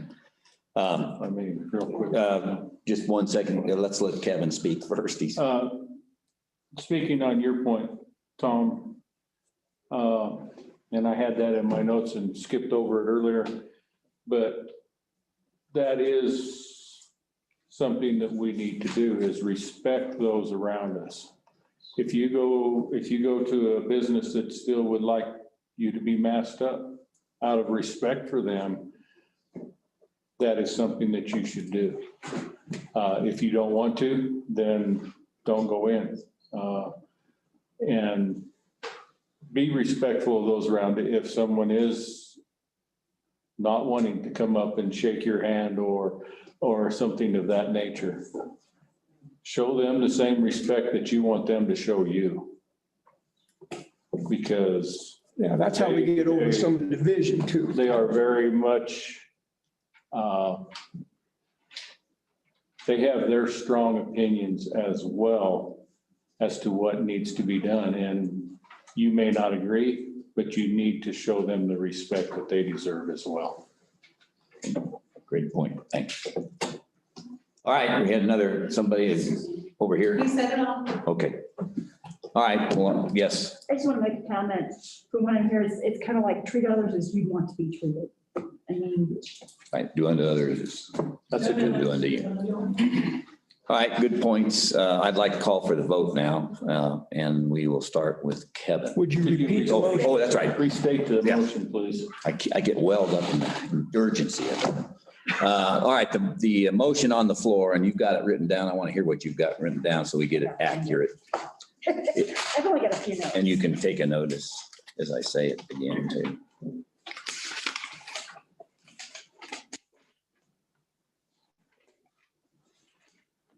If you don't, I'll just do it. Now I have it. I just gotta find it.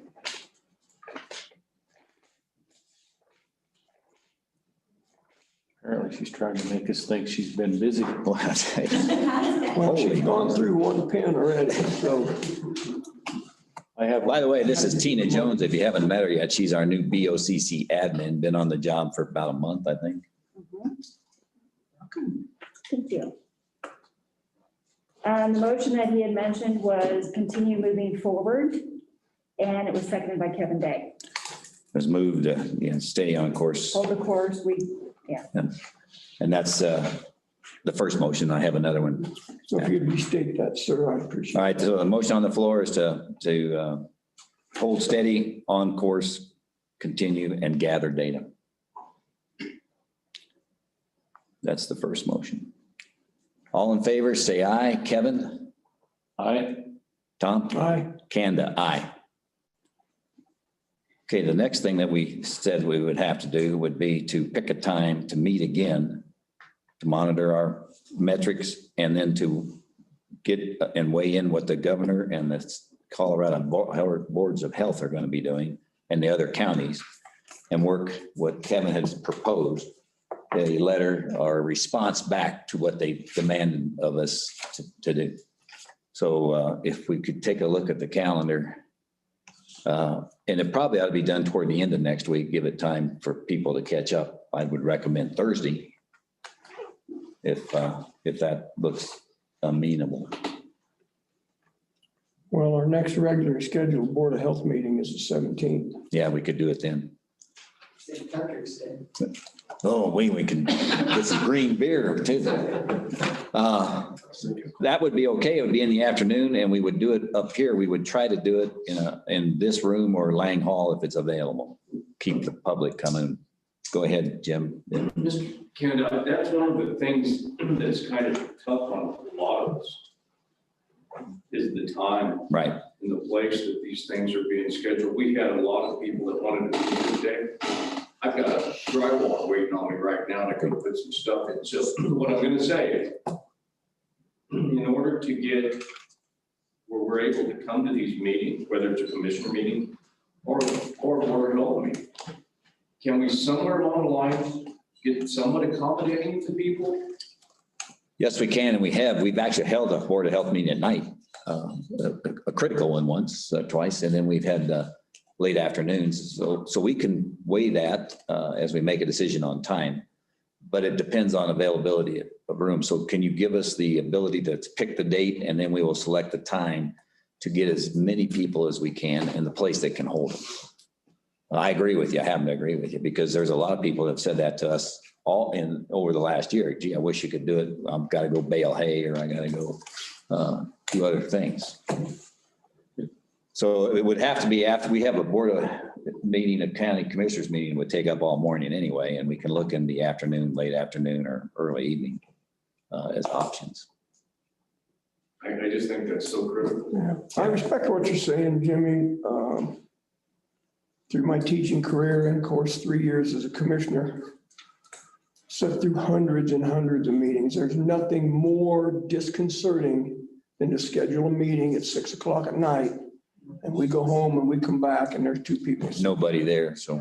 Very disconcerting. And not to dispute what you're saying, because I've been there. It's like, how do you expect me to come to a meeting when I'm working for a living? A late afternoon may be a compromise. And I guess this is the other point that I'm getting at too, is in the current atmosphere that's going on. I'm not a Zoom guy, I'm not a computer guy. You know, I've stood in the doorway of the commissioner's meeting with my mask on, listening to you guys. Taking time off work to try to see what's going on. I know you guys got your hands full. There's a lot to digest, but in the current atmosphere, I just think it would lend itself. Yeah, I do. I agree. And I hope you don't think that I'm trying to represent that I'm not willing to work at night. That has nothing to do with it. You know, we made a big deal about, well, we need to open up our meetings. We need to open up our meetings. We haven't had 10 people in the meeting since then.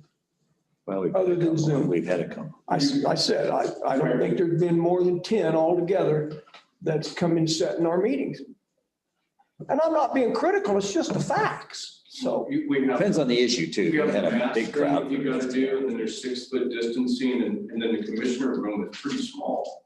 So I'm not going to let that go. I'm just going to say the environment has not been accommodating to the public. Understood. So when you justify nobody showing up with that statement, I'm gonna say no. Well, that's after we lifted all of that.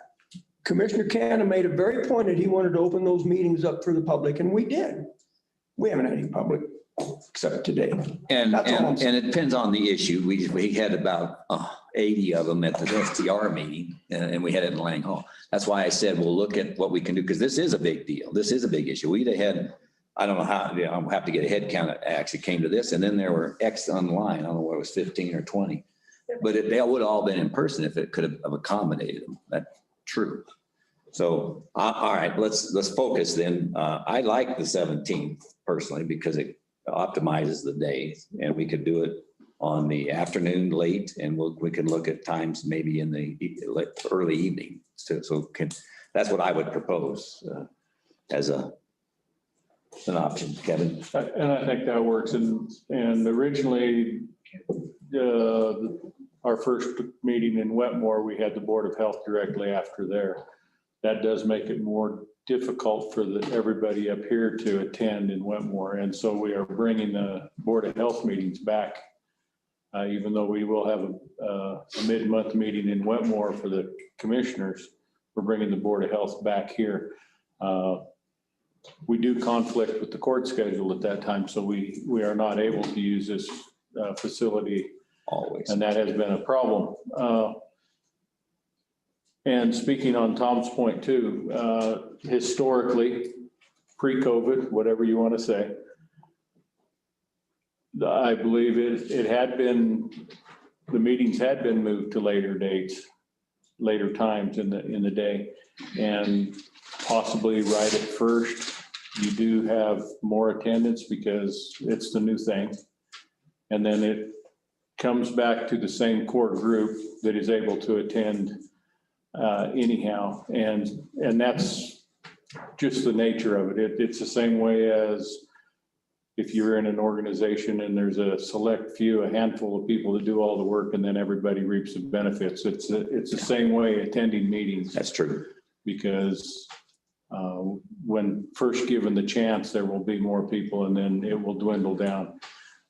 I see both sides because, as Tom said, if you're working, it's hard to get off. You have to take the time off to attend the meeting. If you're passionate about it, you will make that happen. But I have no problem coming in later.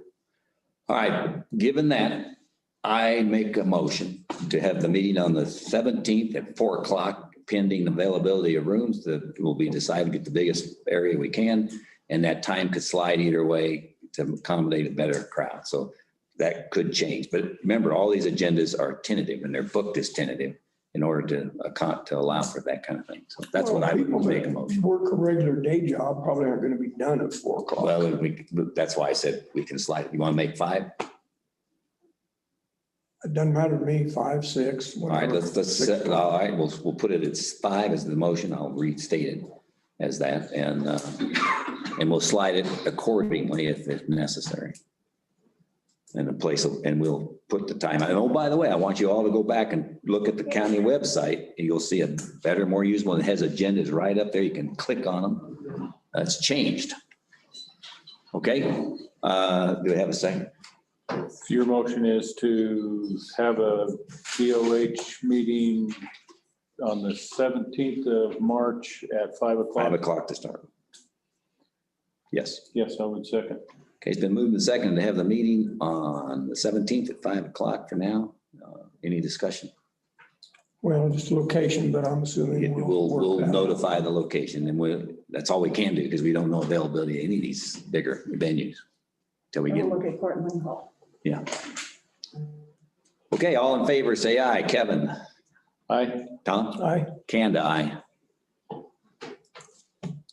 So then we need to probably set a time for our PIO workshop because it was going to be after the Board of Health meeting, and I don't think we want to do that. No. So I would move we have that at 1. Okay, fair enough. We don't need a motion for that. That's a workshop we can slide. What time again? Yeah.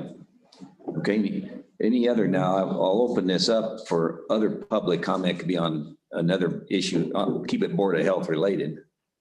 You know, I don't want to hear about towers. again. So I've got a question and a comment. Go ahead. Sir, if I may. I'd like to ask the people that are on the Zoom that took the time to zoom in on this meeting today, and I would ask you to maybe respond to my question through the chat box, and I'll share that. I'm not trying to make a big secret out of it. And that would be, I'm trying to get a sense of, if people zoom in, do you expect to have the commissioners on that Zoom or not? I have my feelings about that, but I'd like to know of the 14, 15 people that are still on, how you feel about that. So if you drop a comment in there in the chat box, I would appreciate that.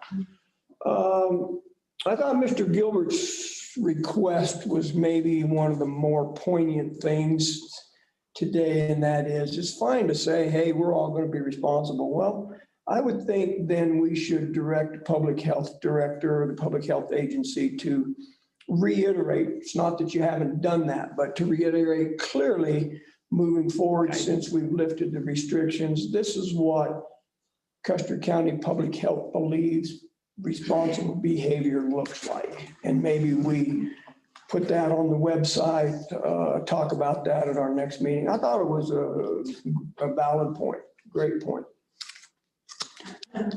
Yeah, as a matter of fact, it falls right in line with what we stated in that second press release, is that the public health agency would monitor and support residents and remain vigilant regarding those items and make recommendations and implementing safety protocols for the citizens to consider. Peggy? It's been a year. I think we all know that we have to wash our hands frequently. We have to stay 6 feet apart, and we have to wear masks if we feel like we want to wear a mask. I don't think Mr. Gilbert is right. I think we all know we don't need the government to tell us anymore. Right. Absolutely. Well, and in fact, I didn't think it was recommended that he would tell us. We're going to just let it be something that somebody can decide to look at and ask for help or not. It's my opinion. Well, and it may, we need to stay on top of things. We need to recommend what we think is necessary.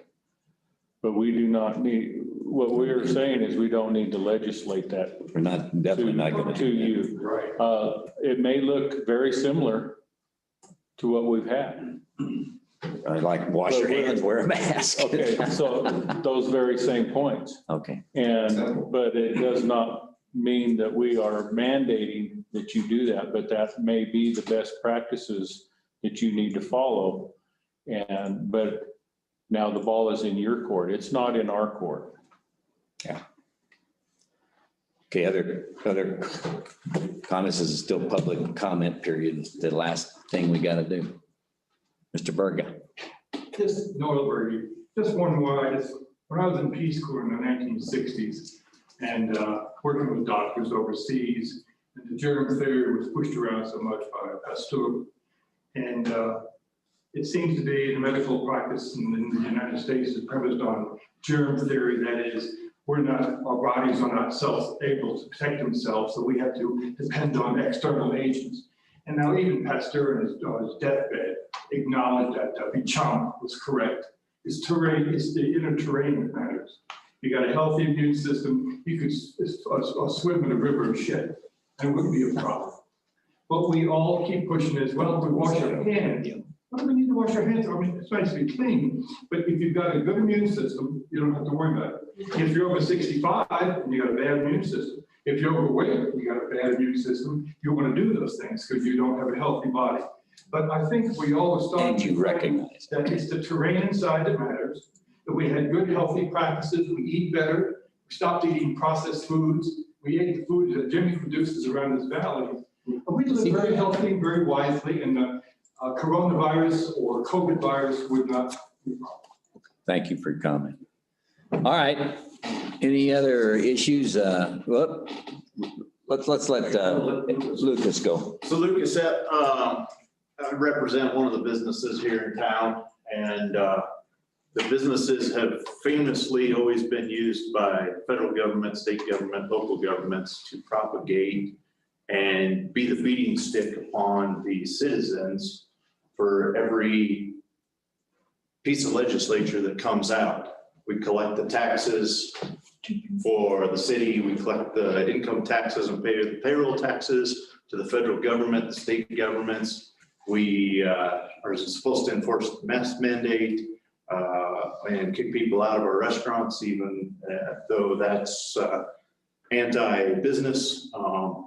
If the restaurants fail, the retail businesses are going to fail. If you drive through a small town, you might have a restaurant open, but you're rarely going to ever see that there's a retail shop open. Retail shops, from talking to some of those businesses, they rely upon the grocery stores. Most of the visitors do wear masks. They're the people that wear the masks. They're the ones coming from outside the county. The rest of us are all meeting, either eating a burger or worshiping together or communing together in the park or visiting with each other. So I just want to say thank you for opening us back up. It's nice to take employees and give them a break from the mask that's making them have acne breakouts that they have not experienced in a long time. It's making people that have asthma be able to breathe better and take some of that contention out of it and leave it up to the individual. And we respect the individuals. I don't think there's a single restaurant that has ever beat me up if I wear a mask inside their restaurant. So they're not beating us up. The retail shops aren't. And hey, if I go into a place, especially when I know the retail shop owner is older, I'll mask up. And it's helped me realize if I have the flu, I stay home, and wearing a mask might be the right thing to do. But it's got to be a KN95 mask. It can't be any other kind of mask. It's not going to work. So that's all I got. Thank you. Good points, guys. All right, Jim, it's the last time. Go ahead. Go ahead. I got your number. Darn it. You know, so I don't want to get into too much, but I'm pretty close with Noel here, and we've been helping people build their immune system. And one of the things that I found fascinating was zinc is a huge deal. When you lose your sense of smell and taste, you're zinc deprived. See where I'm going with this? There's a lot of proactive unpharmaceutical stuff that I believe, and maybe Dr. Brown may concur or not, and I don't know that we would need to be endorsing a whole bunch of stuff saying, hey, we could do this. That's how sensitive I am to it. I'm wondering if you got a zinc tablet factory on one of your businesses out there. Something to think about. So you can't even get it now because it's people have found out that they need to take personal responsibility for themselves. Yes, you do. So zinc and D3 and vitamin C is huge. And then how you introduce that into your body. So if we want healthy county, we need healthy individuals. And I don't know, maybe just do a little Facebook thing. And I've been, people call me up or message me and go, hey, you know, what should we do? And those are the things. And it's pretty simple. Yes. So that's just something we can look at. I think that the Board of Health should say that you need to be personally responsible for maybe losing a little weight, maybe whatever. But the pharmaceutical stuff that people are so dependent on typically don't cure the problem. Mm-hmm. So they just cover the symptom. Okay. So having an alternative way to build immune system in these times, because this pandemic, this whole thing, I might have a few more years left. I'm not sure. I don't know exactly how this is all going to play out. Keep it up. Yeah. So at the end of the day, I just think that is something that probably needs to be looked at. All right, thank you. Peggy. Is it possible? I agree with Jim and Noel, and we have done that.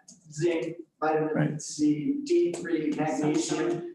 Is it possible that when Dr. Brown makes the recommendations. Those are things he should Sure. include that people could do. And I think he does that in some aspects already, not those specifically, but that would be the responsibility of a good public health agency to make recommendations. That we have health fairs, you know, we go to the schools and give shots. They also supply, well, here's a good diet and all that kind of things should be part of his curriculum over there. And my concern we run into is there's a box that a lot of conventional doctors, I believe, are in. And they don't really want to look outside of that pharmaceutical box. I get it. We have a huge environment in this country and in the world. Yes, we do. So I think looking at that for the years to come, especially for the children really need to be educated in things that are going to have maybe positive results. It's how much more important it is. Yes, it is. To help kids stay in shape and. Yeah. And then also. And they've got to be able to roll around in a pile You're of right. hay and manure and Exactly. and get their immunities built up also. And that is it. I mean, we're. Play. They need to play. We're in such a sterile society where our food now, Right. our food is so nutrient deprived. It's nutrient deprived because we deprived the soil. We deprived the soil, so we don't get the nutrition. Right. That's why some of this stuff can really be exacerbated. I mean, we can amplify sickness. And maybe that's something that would help. Okay. So as a country and in a county and individuals going forward, we need to look more at better food because it's built for shelf life, not human life. Sure. It's built for money. and To stay in, yeah. Okay, good comments. We got to end this. Any other quick items? All right, Is there an agenda put out for the meetings? yes. Okay, thank you. That's why I keep saying, go to the website. It says agendas now. The new website, it always was there, but it was kind of a trick to get to it. What is that? The address of that county website Thank you. is Custer County -co. Okay. Yeah, Dot gov. So. it Dot changed, gov. or dot gov, yeah, we changed that 3 or 4 months ago, but people don't get that dash in there and it'll help. And also, I told you up front, we're going to have a Facebook page, a county Facebook page as well, so that you can go get it in either place and other data on the Facebook. Plus it gets to people quicker. All right, I'll adjourn this meeting right now at 11:40. Thank you. Thank you, guys. Thank you, guys. Thank you. And thanks for being here. I understand.